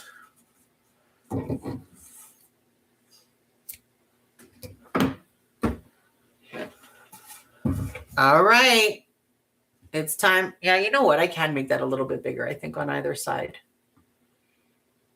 There's definitely more space between here than here. So I'm actually going to do this side first. I might add a little bit of white here, and then we'll do the green. I think that's what we'll do. Okay.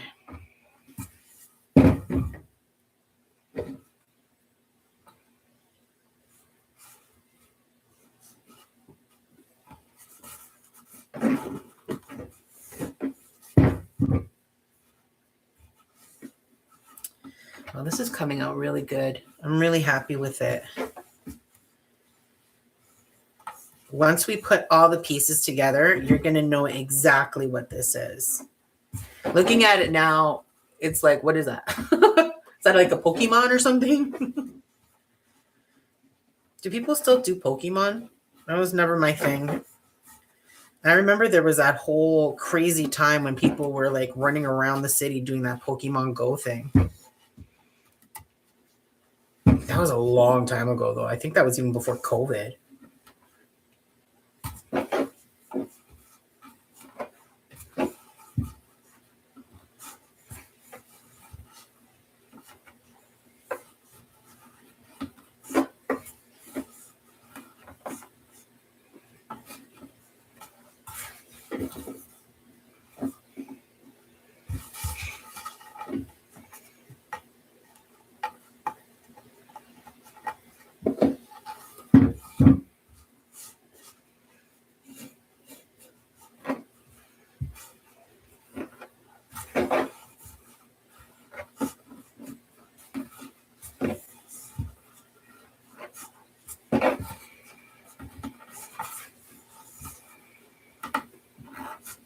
We are in the home stretch. At least for wrapping this part. Then we got to wrap the goal. I'm so happy with the way that turned out. I'm going to show you briefly how I did glue them together.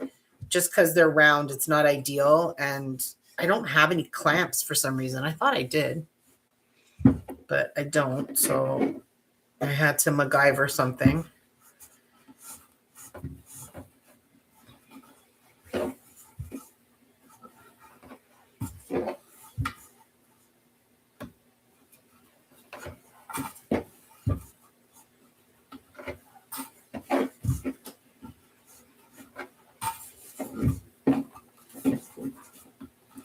Believe it or not, I'm like, literally, there's very little left of this to do. And now that there's so little left, I'm becoming really impatient and I'm trying to go faster.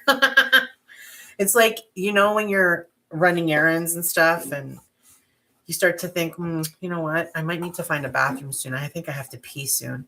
Oh, that's okay. I'm almost home. I'll just go home. And then you're all's good. You know, you know you have to go, but you're not dying. And then you pull onto your street. And all of a sudden, I'm okay. It turns into red alert. Red alert now. This is a human phenomenon as far as I'm concerned, because there's not one human I've ever spoken to about it that hasn't agreed that it happens to them as well. And you get to the point that you're running into your house, whipping your pants off so that you don't pee yourself in the hall. I think that's kind of the same kind of concept of what we're dealing with over here, but with yarn instead of urine. Oh boy. Okay.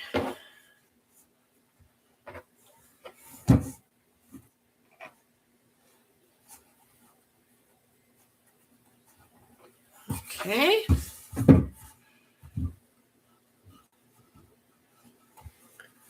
Let's see if I can get you under one of these real quick.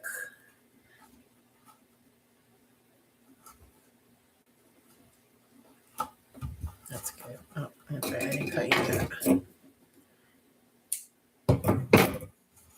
Okay.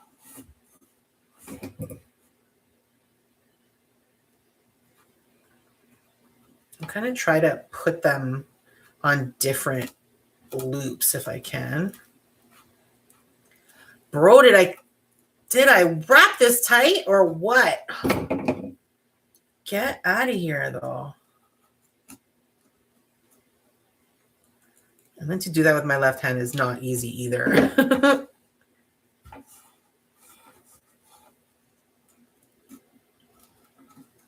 Oh, no. Oh, no. Chaos. Yeah, that didn't work out. We'll try again. There you go. Yeah, attaboy. Attaboy.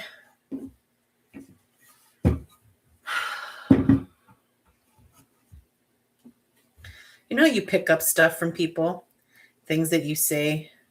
That is something I picked up from my Uncle Albert. R.I.P. Alberto. I always remember that when we would go visit them. Oh, boy. Hello, boys.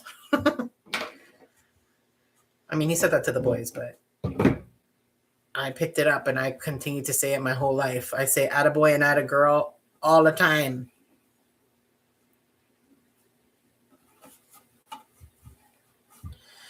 Oakley dokley.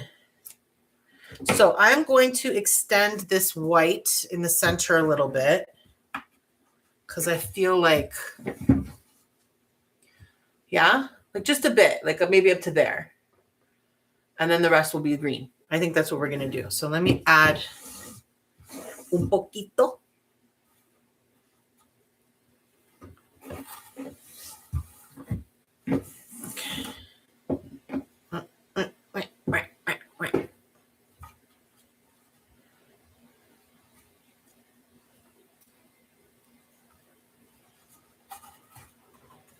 I want to try to push that up against it as much as possible.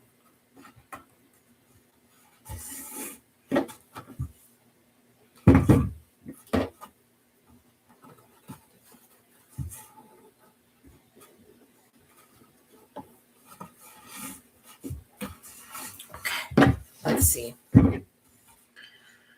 Let us see.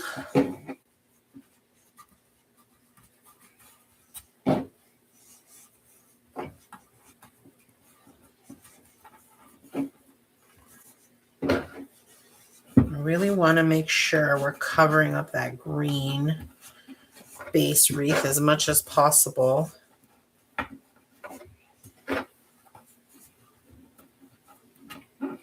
feel like maybe a tiny bit more.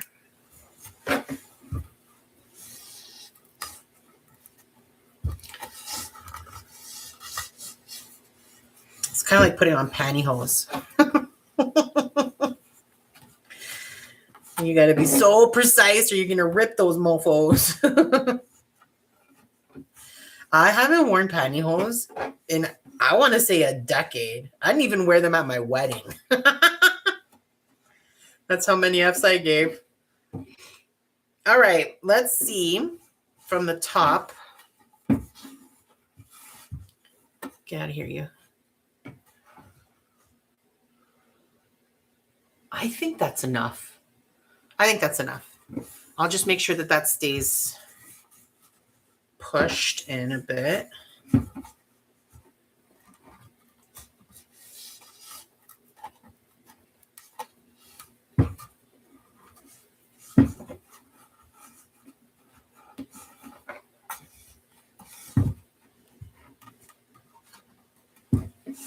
right, this is going to be the last rip. All right.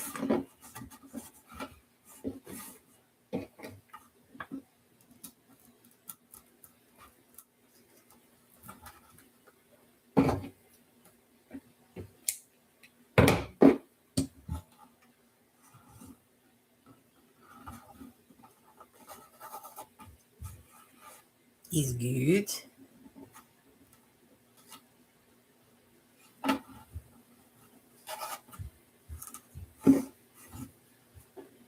Okay.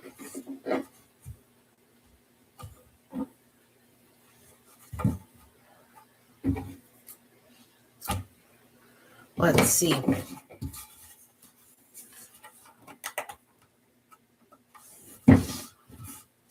All right, we're cooking now. We are cooking now. Last section. And I want to wrap it like that.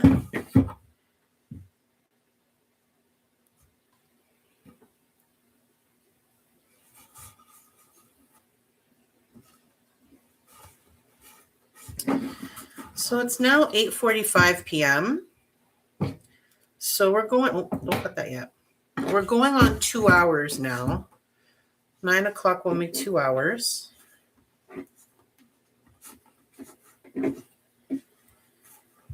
Which I think is about right. I mean, when you're wrapping something like this, it's going to take a minute. I kind of figured that this whole wreath would take me about 2.5 hours. Like I mentioned earlier, in general, most wreaths end up taking about that much time. Now, for this wreath, we're not making a bow, so that saves us, 15, 20 minutes, let's say. But then we eat it up with wrapping yarn. Wrapping yarn.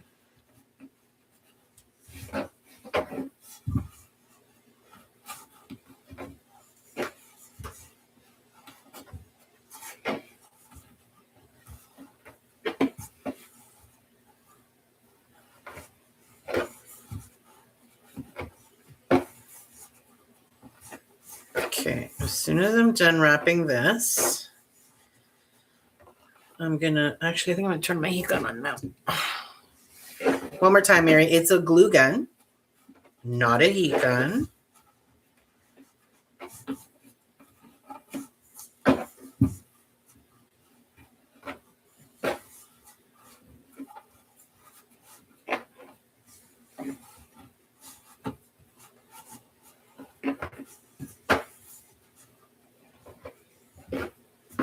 Get back here. I have to tell you, I am super impressed with my yarn ball game. I cannot believe how perfectly these turned out, like in terms of size. I had made myself another green ball like this, the same original size, like about that big. I made 2 of them because I really had no idea how much yarn this was going to need. Like, first of all, something I've never done before. I've never wrapped with a thin gauged yarn like this all the way around. I've done with chunky yarn, which I highly recommend. It's such a texture, like a pleasure. And it's incredibly fast in comparison. Now, to be fair, though, we did stop every 30 seconds to change yarn here, so.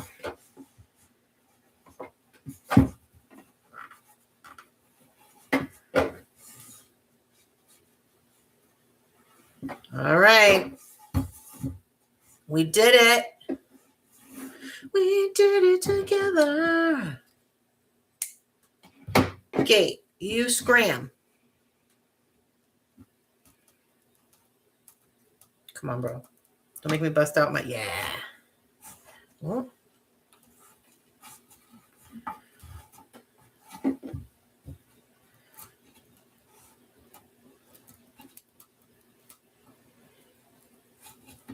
Oh my God, I almost freaked out just now. My glue gun is melting or heating up quietly in the corner over there, and some glue in slow motion fell.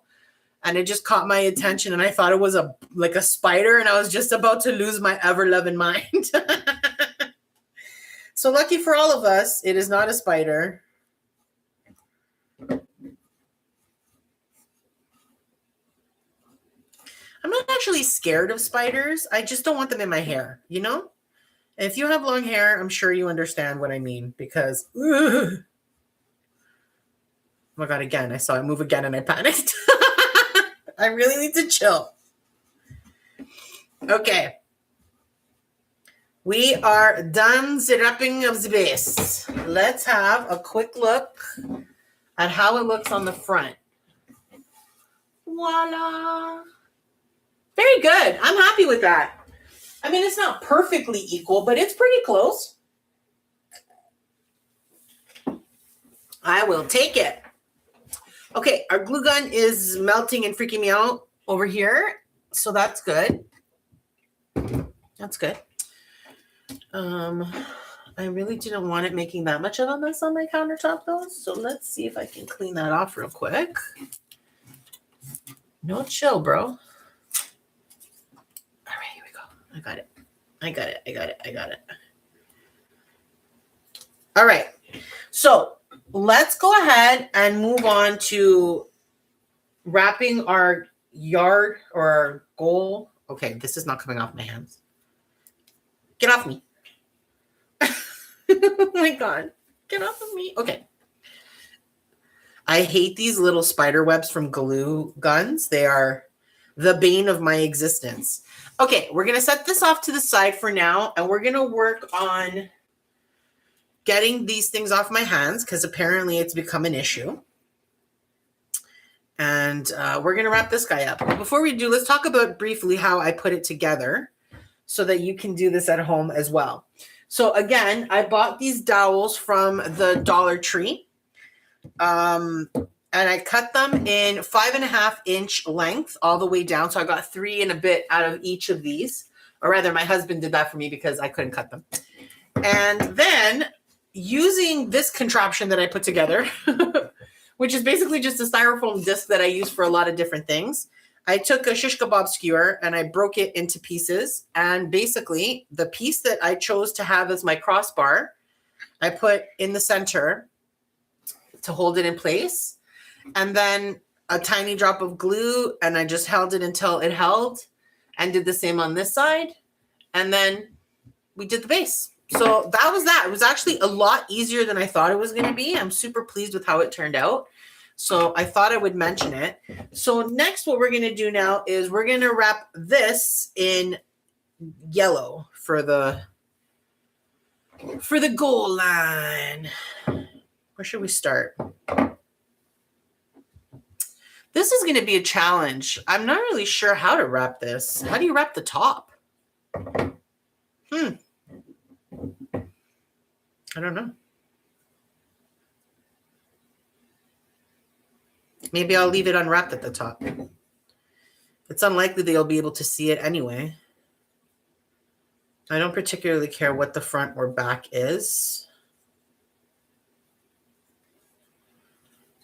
I'm hoping that this is going to be easier to wrap than that was. Not that that was hard, but I wonder if I can do what I was trying to do before.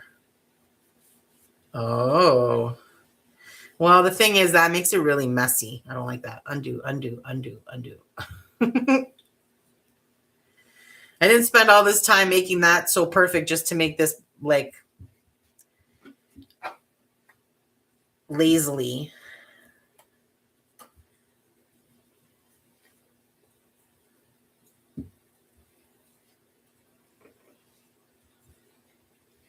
I really don't know what I'll do at the top there. I mean, I guess, like I said, I'll just leave it. Who's going to see that? You know what I think I would do, actually? Is I would actually paint it yellow, I think. I'll just paint the tops of these yellow. And then we don't have to worry about getting the yarn wrap. I hate when my rings are crooked. It makes me angry.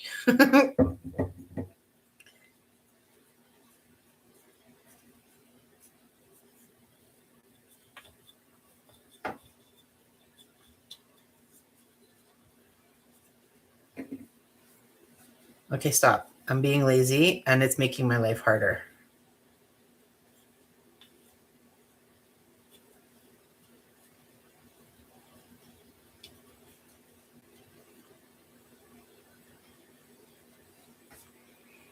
This is the first time my hand started hurting.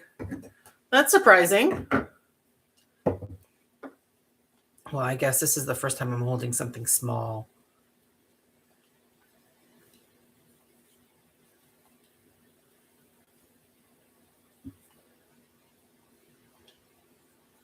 I'm actually really happy with the way this turned out. I didn't know what I would use to make the goalpost. And then I went to the dollar store and I started looking around and I was like, oh, dowels. Wood dowels are super useful. I use them for so many things. Not normally this thick, actually. I tend to use the thinner ones more.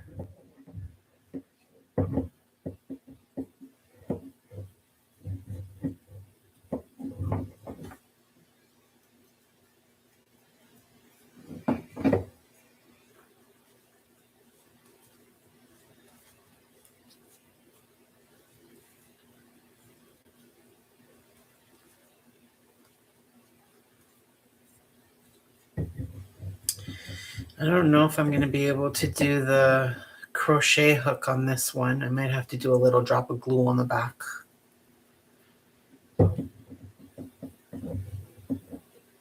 Yeah, you know what? I really think a little bit of yellow paint on the top is all it's going to need. So I'm going to stop short of the top. Like, I'll go right up to the edge. I think I'll do.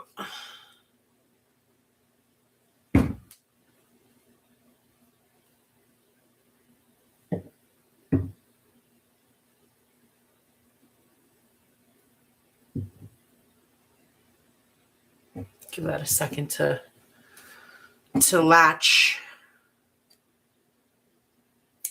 Oh,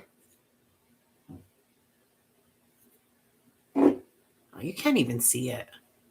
But if you had to see it, again, I think I'm going to do a little bit of yellow paint. Look at that. I don't even know how we're going to do these corners. We'll see.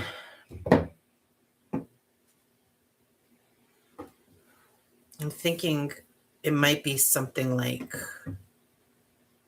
I don't even know. I'll have to think about it. So this is the back now.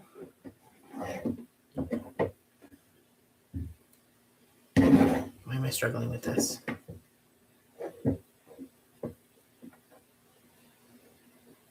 Hello? Okay.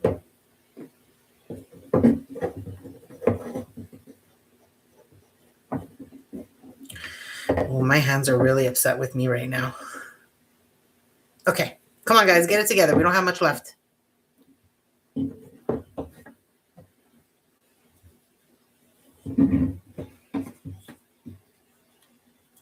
Is this the back? This is the back. I need to do this from the front.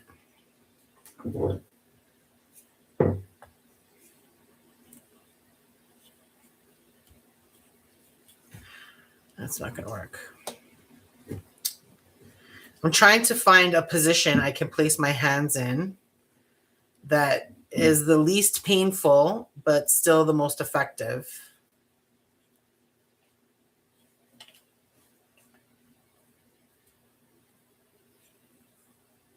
That's the back. This is the front.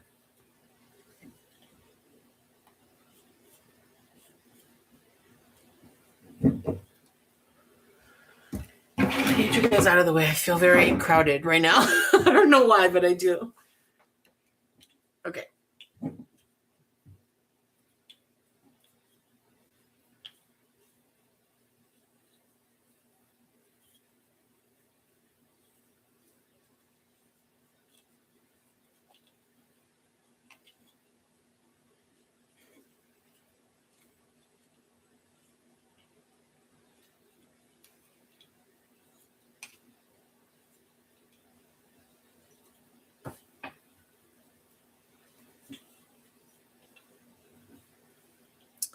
I really don't know how I'm going to do those corners. I might have to, I don't know what I'll do. I guess some options are I could just paint it yellow like we already talked about for the top. I'm going to have to put a little bit of glue there too. I'll do that after.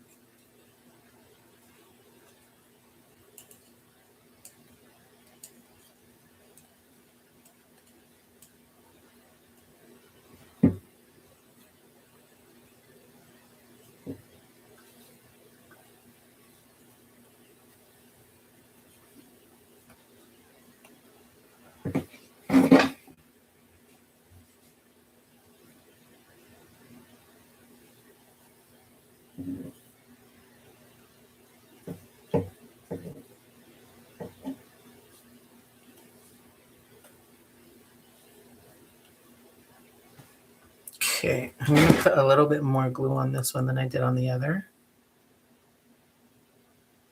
in the hopes that it'll hold so that I don't have to put any near the front.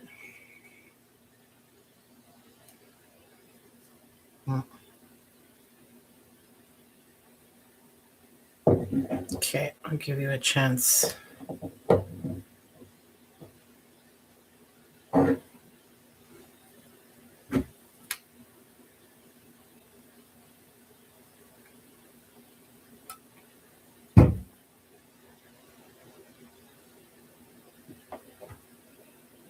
I hope my finger doesn't get glued down now.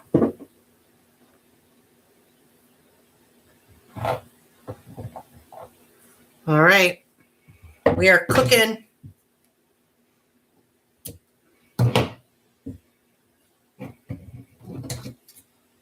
Well, I might be able to use those after, so let's wait.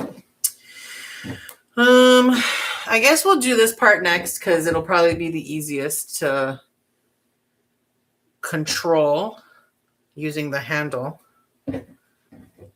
Yeah, I really don't know how I'm going to do this. Let's think. I'm going to tie you over here.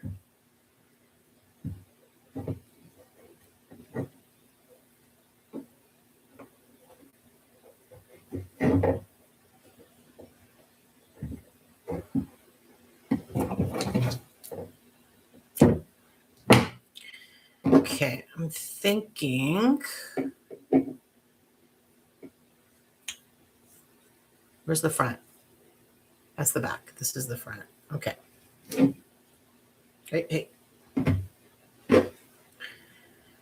Thinking we try.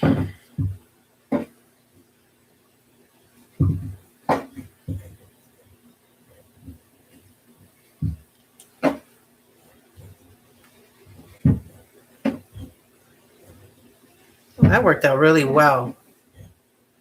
All I really did was wrap a little bit here, and then it just automatically starts stopping the yarn.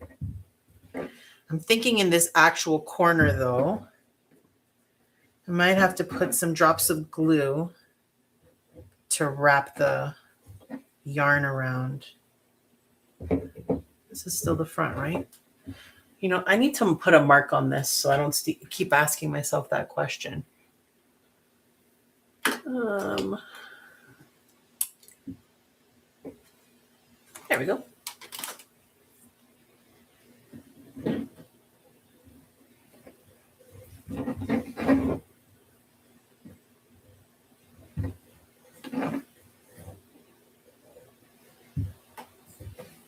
These corners are going to be thick.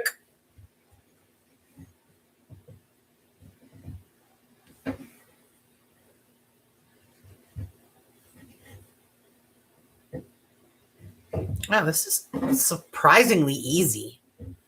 I thought there was going to be way more struggle with these corners. In case anybody was wondering, not a complaint. Just an observation. Although I think this is going to be the spot that's going to need a bit of glue.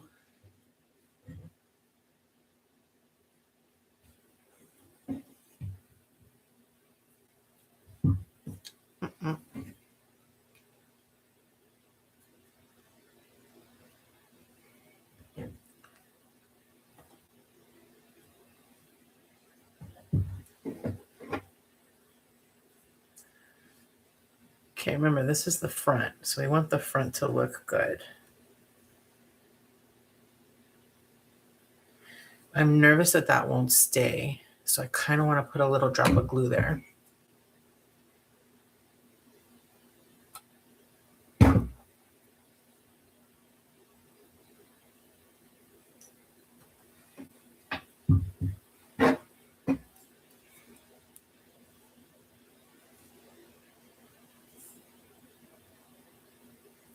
All right, we got it.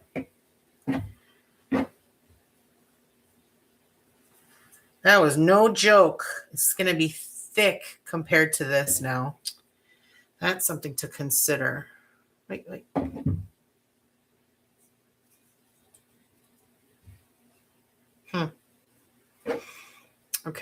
Let's see if I can do this faster and then. I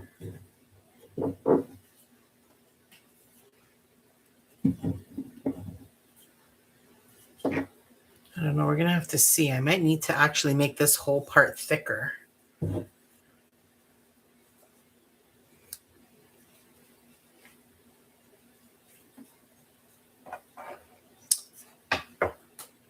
do you think? Because it's thick, right? I'm going to have these both ends thick and then this is going to be skinny, or do I make this thicker? What do you guys think? I think maybe I make it thicker. Oh, wait, what are you doing?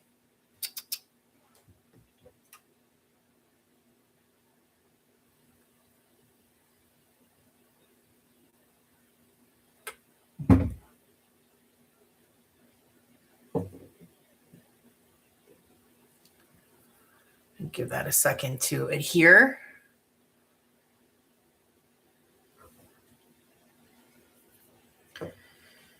I'm unsure what to do about this. I think I'm just going to leave the corners fat and I'm going to do the rest of it same as the other. Okay.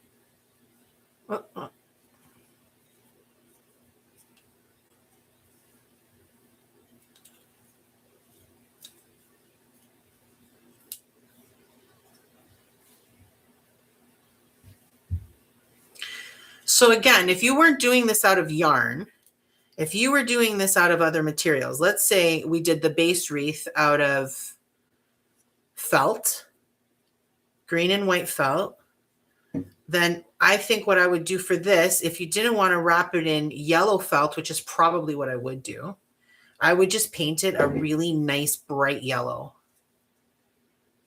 like this yarn, and just leave it as the wood. There's always a lot of ways to do the same thing, especially in crafting. I mean, I feel like that's the truth for most things. There's a lot of ways to get somewhere, you know?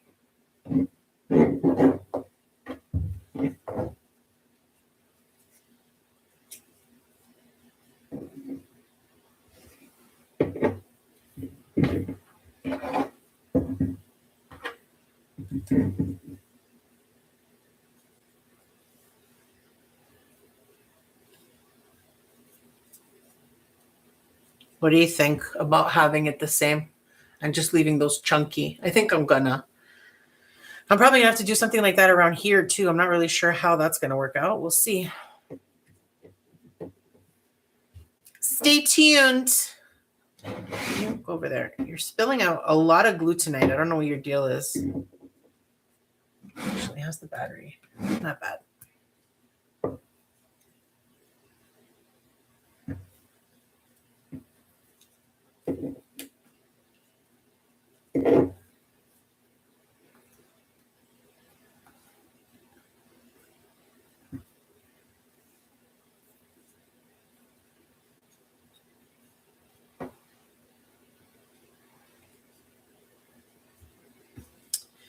Yeah, I'm going to end up in the same predicament, aren't I?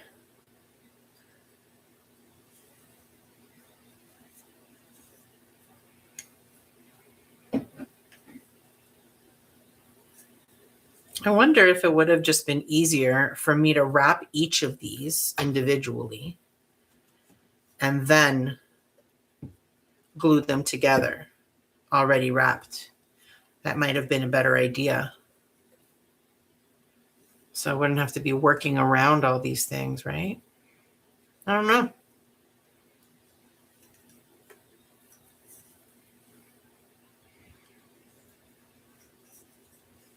Like, how am I going to cover that?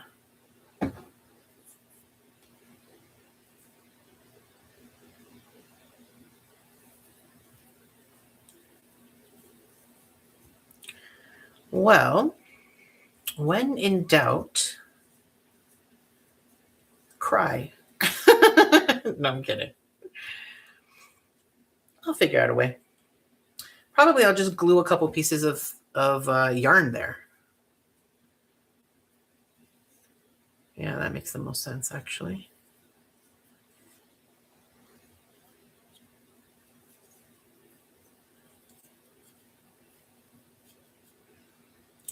Bro, you are so getting on my last nerve. Oh, I don't even know why you were there and why I dealt with it for so long.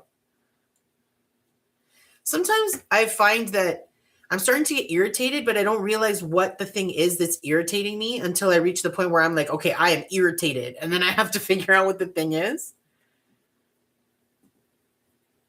Remember that happened to me once on a car ride with my husband. We were driving somewhere and we were chatting. And the conversation was a normal conversation. Nobody was upset. Everything was fine.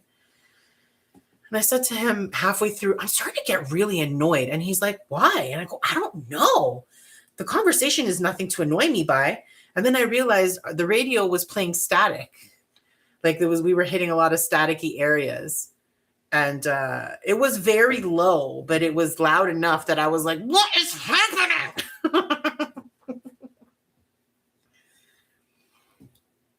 I'm like, you just don't want to stay, huh? I'll put another little bit of glue on top after.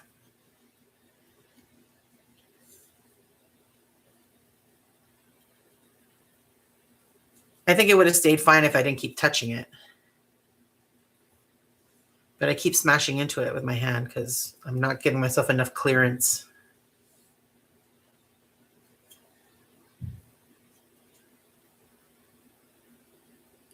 Okay.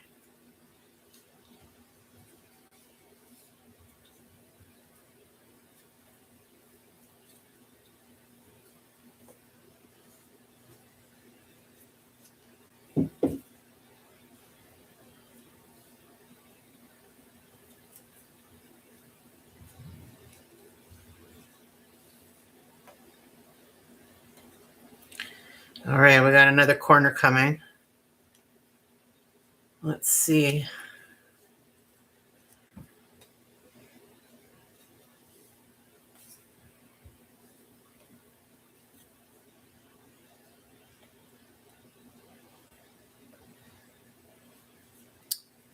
Trying to get it to sit right on the corner.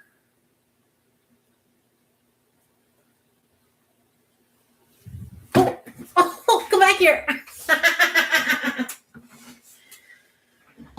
It ran away. I don't think that's ever happened to me before. Not in a live stream, that's for sure.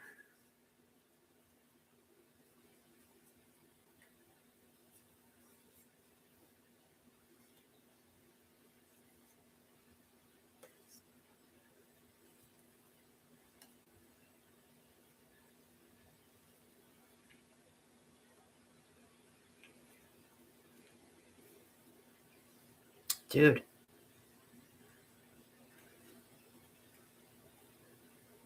There's one little spot that just won't. I'm going to have to put a little bit of glue there.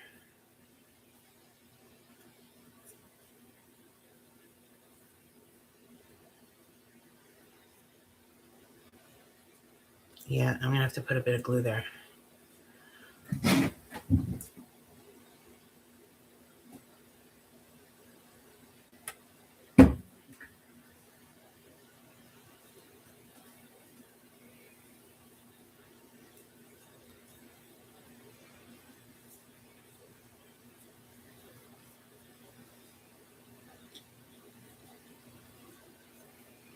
All right, we got there. We did it.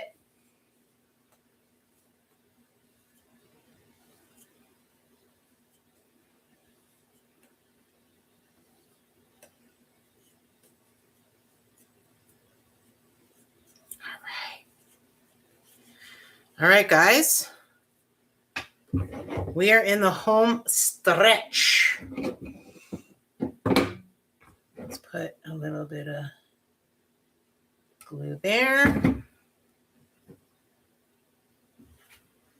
We'll let that adhere a tiny bit.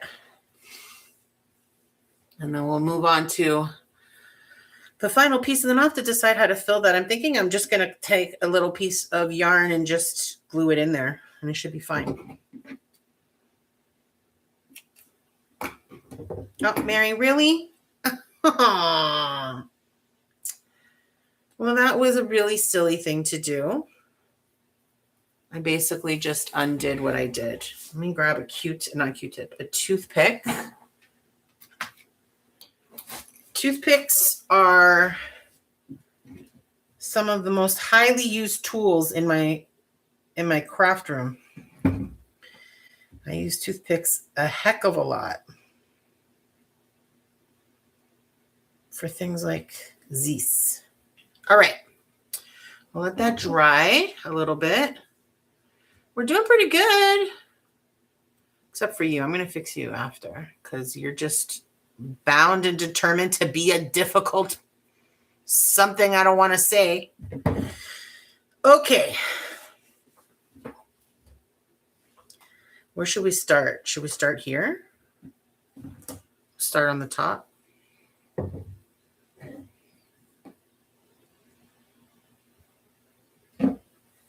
What are you doing? I don't know.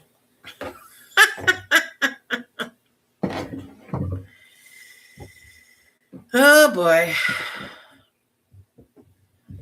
Okay. I'm going to turn this around because that's the front. No, wait. This is the front. That's why I put the mark. That's right. See? Mary, thank God you put it. Can you imagine if I hadn't put that mark? I would not have been pleased. Okay.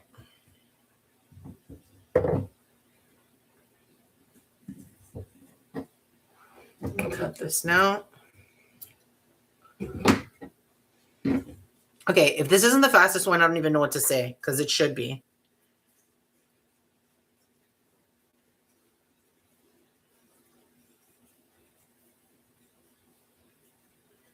Because it's the easiest to hold.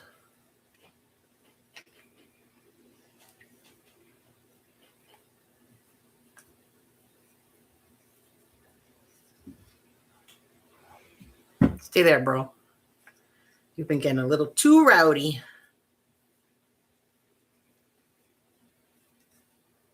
No.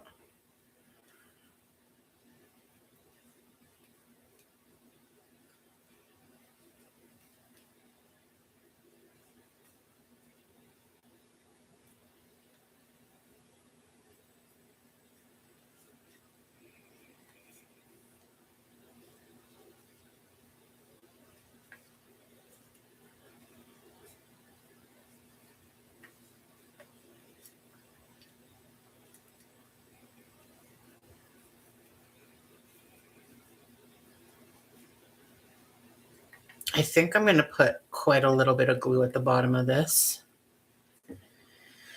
It's going to be interesting to see how I'm going to put this on the wreath. I'll start by gluing it down, but if that doesn't work, what I think I'll end up doing is gouging a hole into the wreath frame since it's foam. That was always my plan. I just wanted to see if I could do it without doing that. Because it's going to be a bit heavy, right? Like these dowels are going to be heavy in general. And we're basically asking them to stand up straight with no real support. So it might end up being that I will cut a hole in the wreath and then thread about that much into it. But we won't worry about that right now. It'll only be if I can't get it to hold with the glue.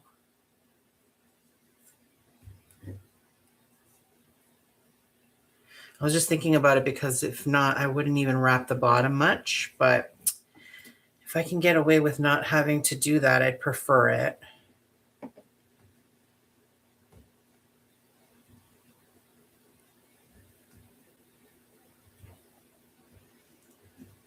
Okay, it's time to start gluing the back.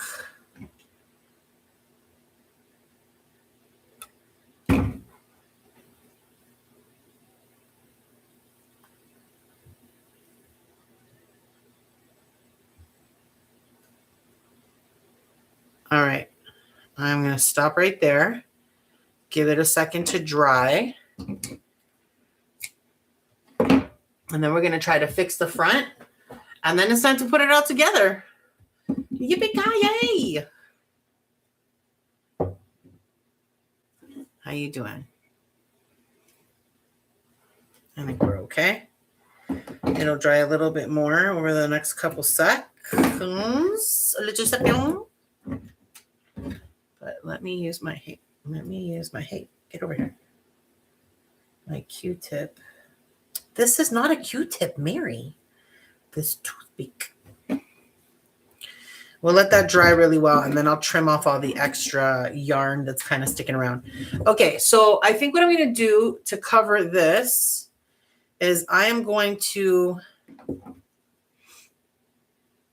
put a drop of glue, and then what? Am I going to fold it?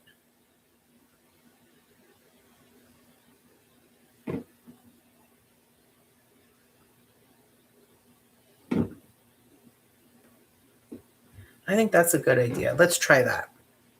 I'm going to fold this in half.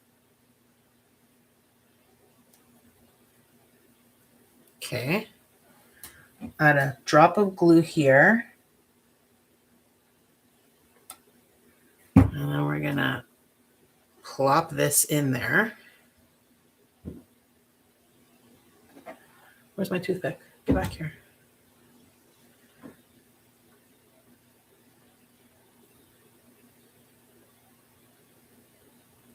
I don't know if this is going to work.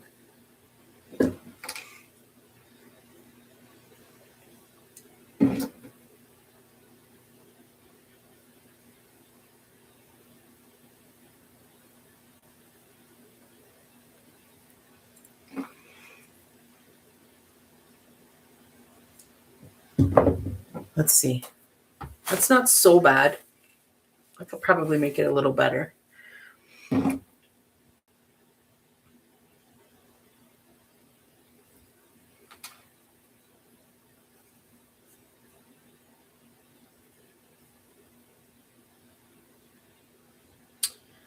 Not that piece, but perhaps another piece.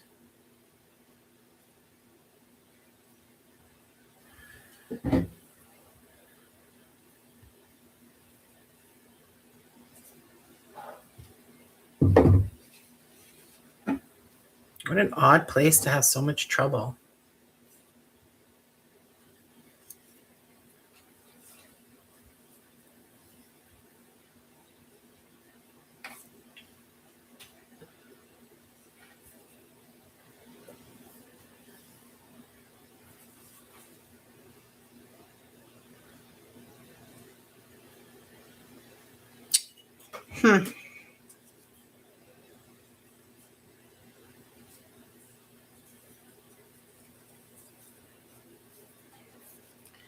Not loving that. Let's see. There's a better way to do this.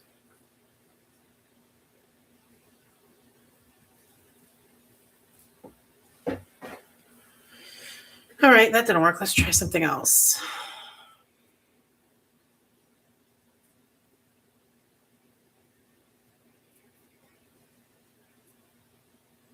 What if I do that and then wrap around there? That might work. Let's try that.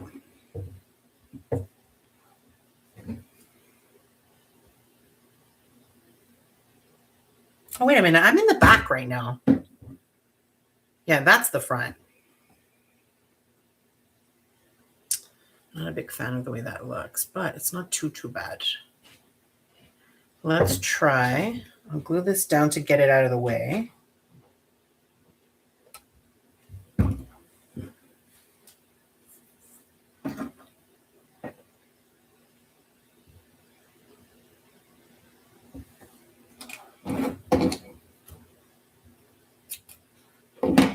Okay. Let's see.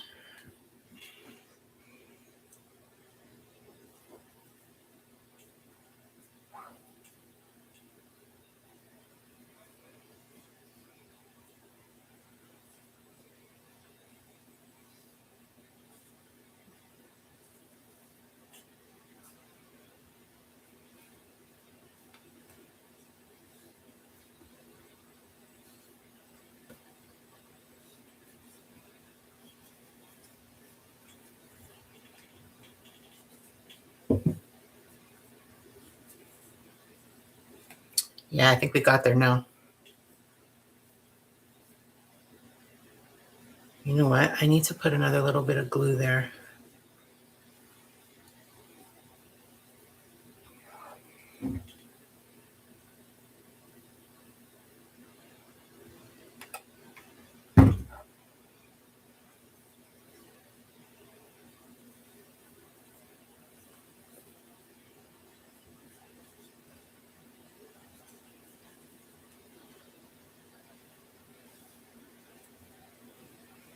Wow, that glue really did the trick. Can you see I'm getting annoyed with this ball?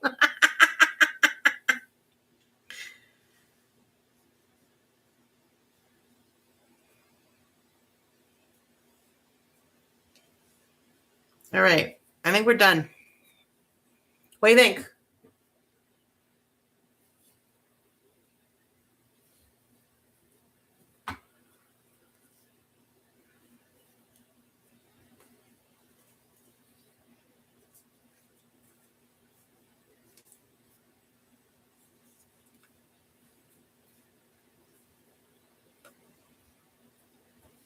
Okay, I'm happy with that.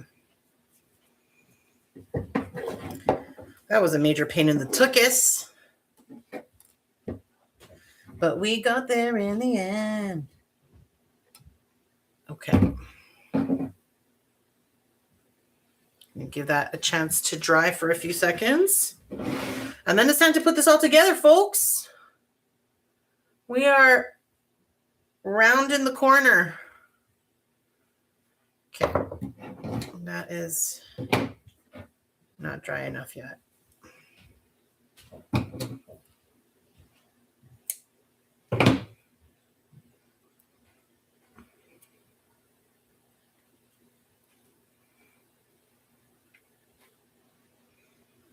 I think that should be okay now. It's still not fully dry.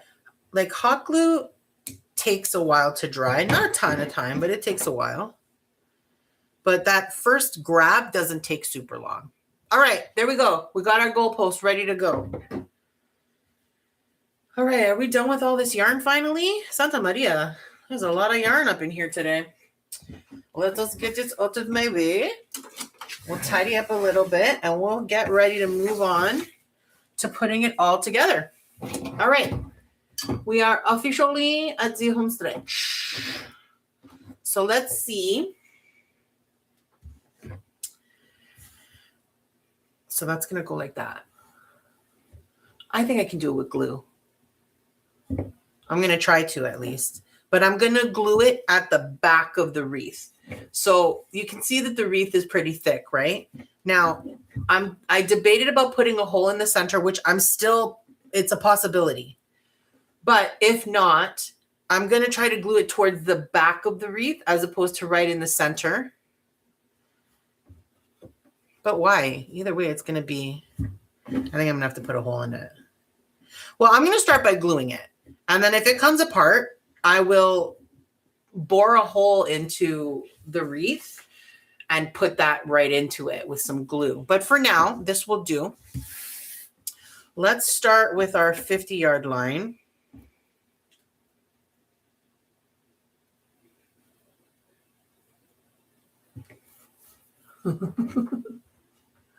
That's cool. How close do we want the numbers to be? I think that's good. All right, we're going to do them one by one so that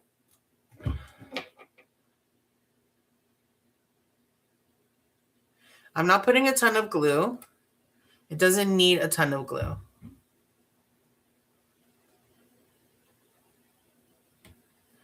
But if you disagree, then go ahead and glue yourself.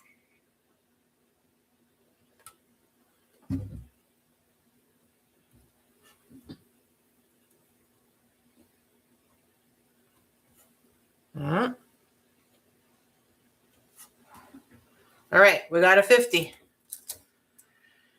So I think I'm going to go with the curvature instead of going up and down.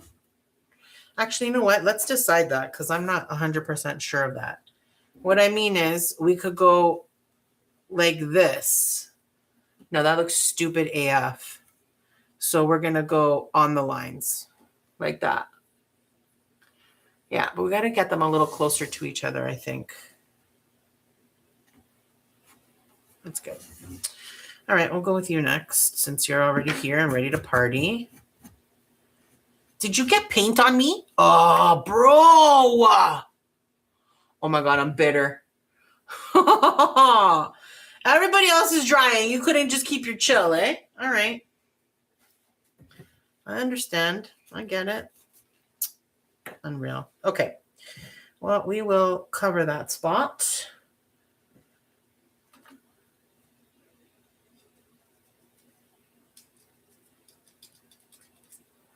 Okay.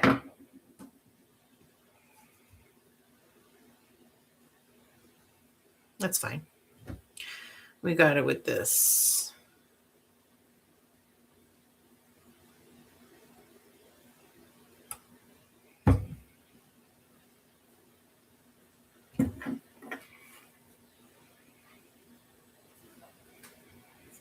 The problem is it's, yeah.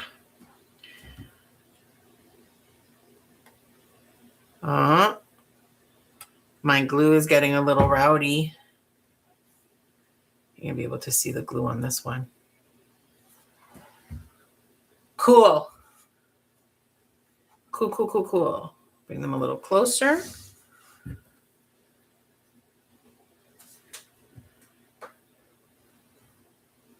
They can just hear, actually.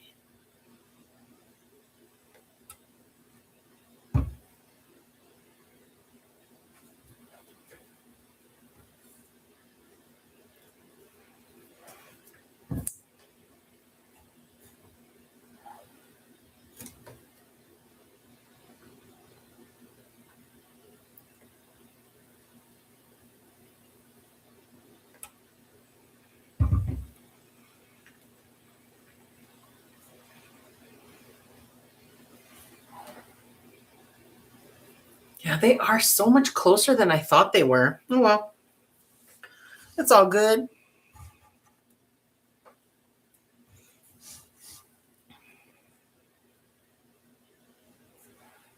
I'm going to try to put a little more space between them here like that.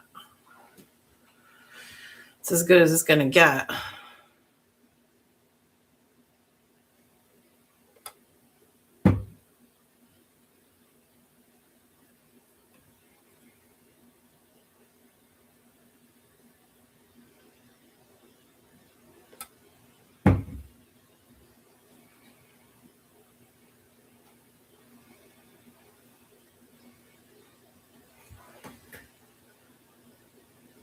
All right.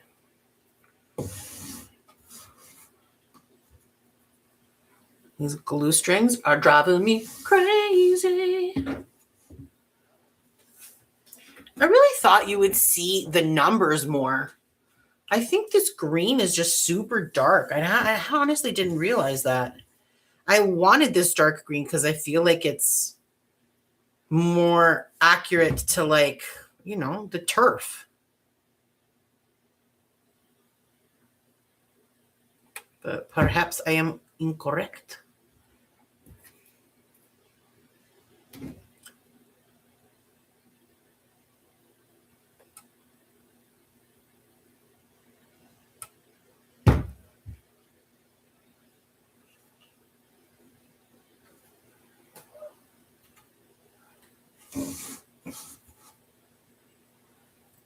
I keep pulling all these glue strings out because they make me mad.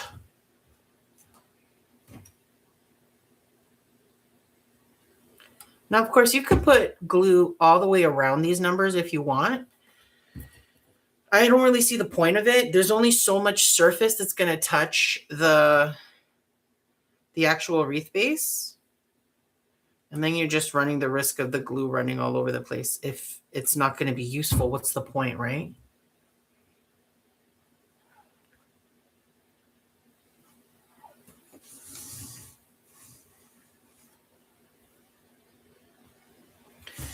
All right, last one. Oh. I'm thinking here.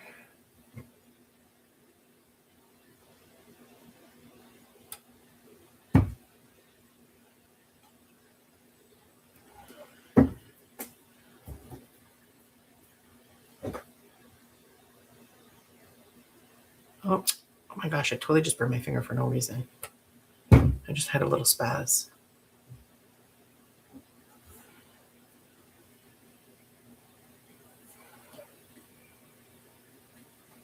Why does that look crooked? That's good. Okay, we got our numbers on. We got our yard lines done. Now we're going to put this.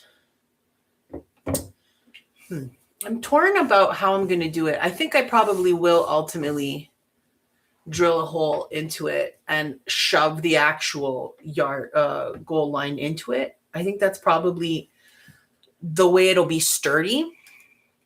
So I'll probably do that after the stream is over. For the time being, I'm going to try to glue it down with just some glue.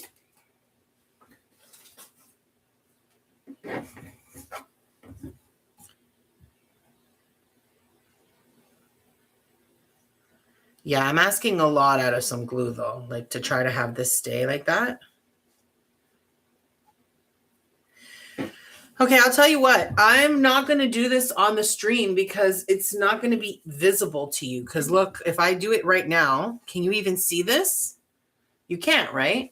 So there's really no point in me doing that in front of you. But I am going to tell you what my plan is so that if you are replicating this, you can do this at home. So because this is a foam wreath base, I am going to drill a hole into it. I'm assuming using just something like a pen or something can really, oh, you know what? I'm just going to do it right now. It seems to be a much easier situation than I thought it would be. I have to be in the right spot though. That's the thing. It needs to be right here. I'm basically just using like a pen.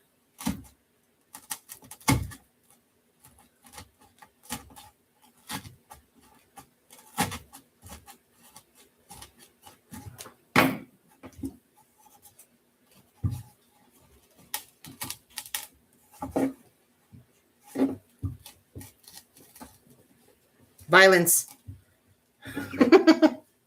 Aggression and violence.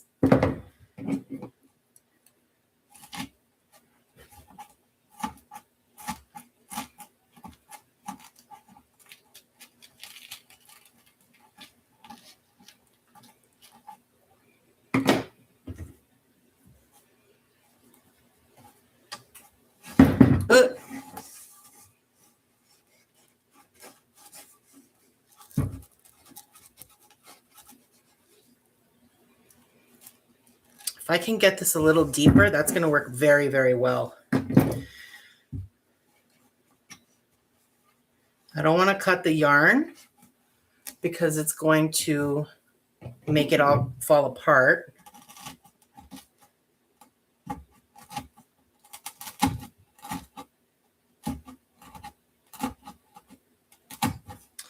You know what? If I were going to do this again, I think I would make this hole ahead of time and then wrap through it or around it.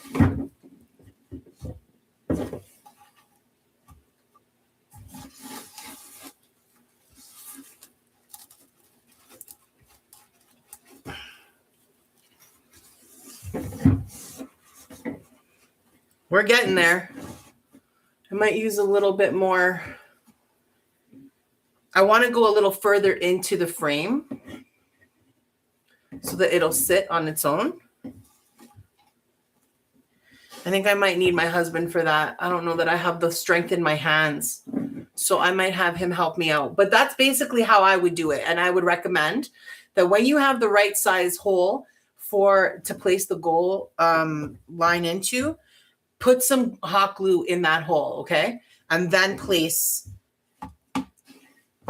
your goal line in with as much force as you can to get it to sit. All right, guys, we are killing it. Let me just trim this off because you're irking me. Thank you. Appreciate you. Toodaloo. All right, we've got our goal. That's good. Good. And then the last step is going to be adding our football because it's a football wreath. Hello. So I picked up this little football at Dollarama. I think it's actually made for swimming, like the pool. It's beyond soft, but it is the perfect size, and it's going to go, I think, right here. Oh, what's going on? Did it stutter? It froze on my screen. That was weird. Okay, we're going to put this right here, I think, because that's just going to be perfect. And I think my best bet is to just put glue right on here. And we're going to roll that football over top of it, just like that.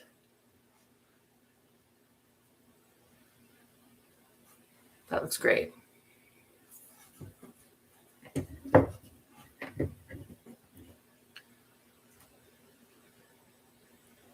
So what do you think? It came out cool, right?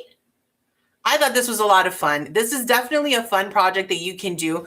Obviously, it's not difficult. We did it together in just over 2.5 hours. It's about 2 and 45 minutes or so.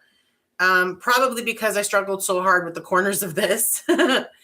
But a really simple project. All you really need is some yarn and some dowels to make your goal line. And then some wood numbers to make sure everybody knows what the yard lines are. And that's that. We got ourselves an awesome football themed wreath for Father's Day. What do you think? I'm going to screw that in later. So yeah, push that in. Oh no, you're not staying. Okay, you're going to need a little bit more attention, I guess. As I was saying earlier about hot glue is interesting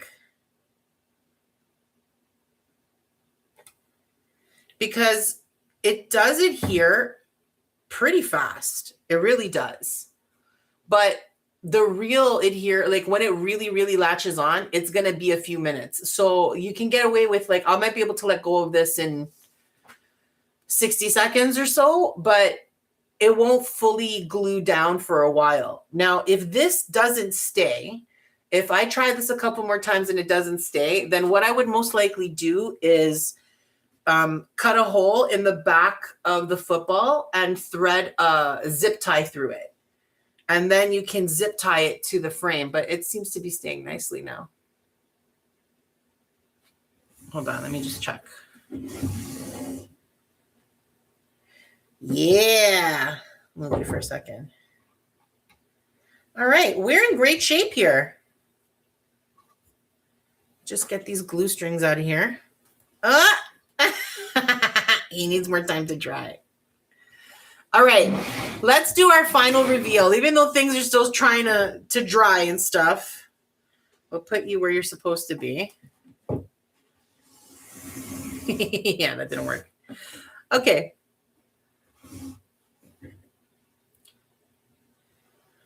Ta-da! What do you think? It came out great, didn't it? Oh, I'm so happy with it.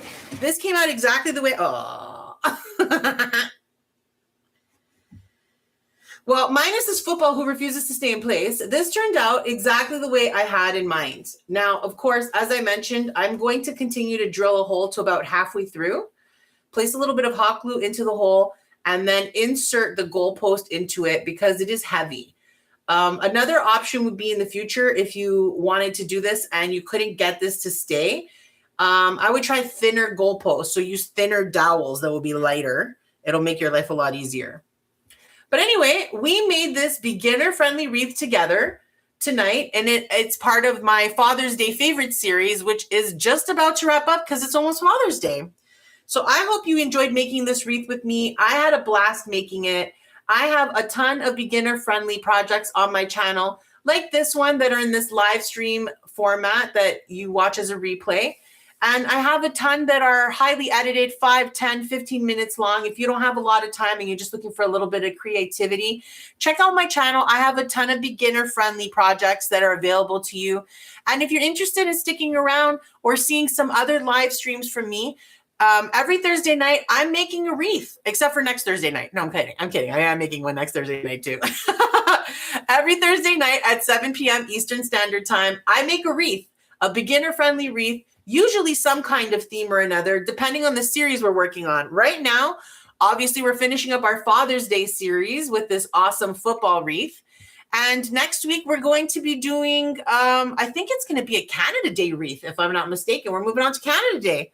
And then we'll be a 4th of July wreath, and then we'll hit it some summer. So lots of fun stuff coming on the IHC Craft Room channel.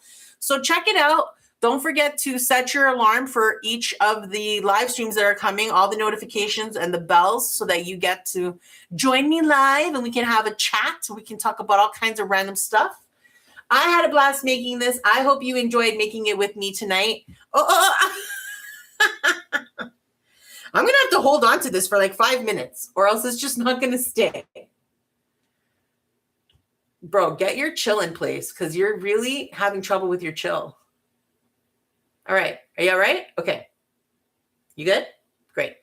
All right. As I was saying before, I was so rudely interrupted. I hope you enjoyed spending some time with me this evening. I had a great time making this with you. Please, if you did enjoy it, hit that like button. It really does help me out. Consider telling a friend. Invite them to the craft room. We have a good time here. And don't forget to subscribe so that we can continue to get crafty together. Toodaloo.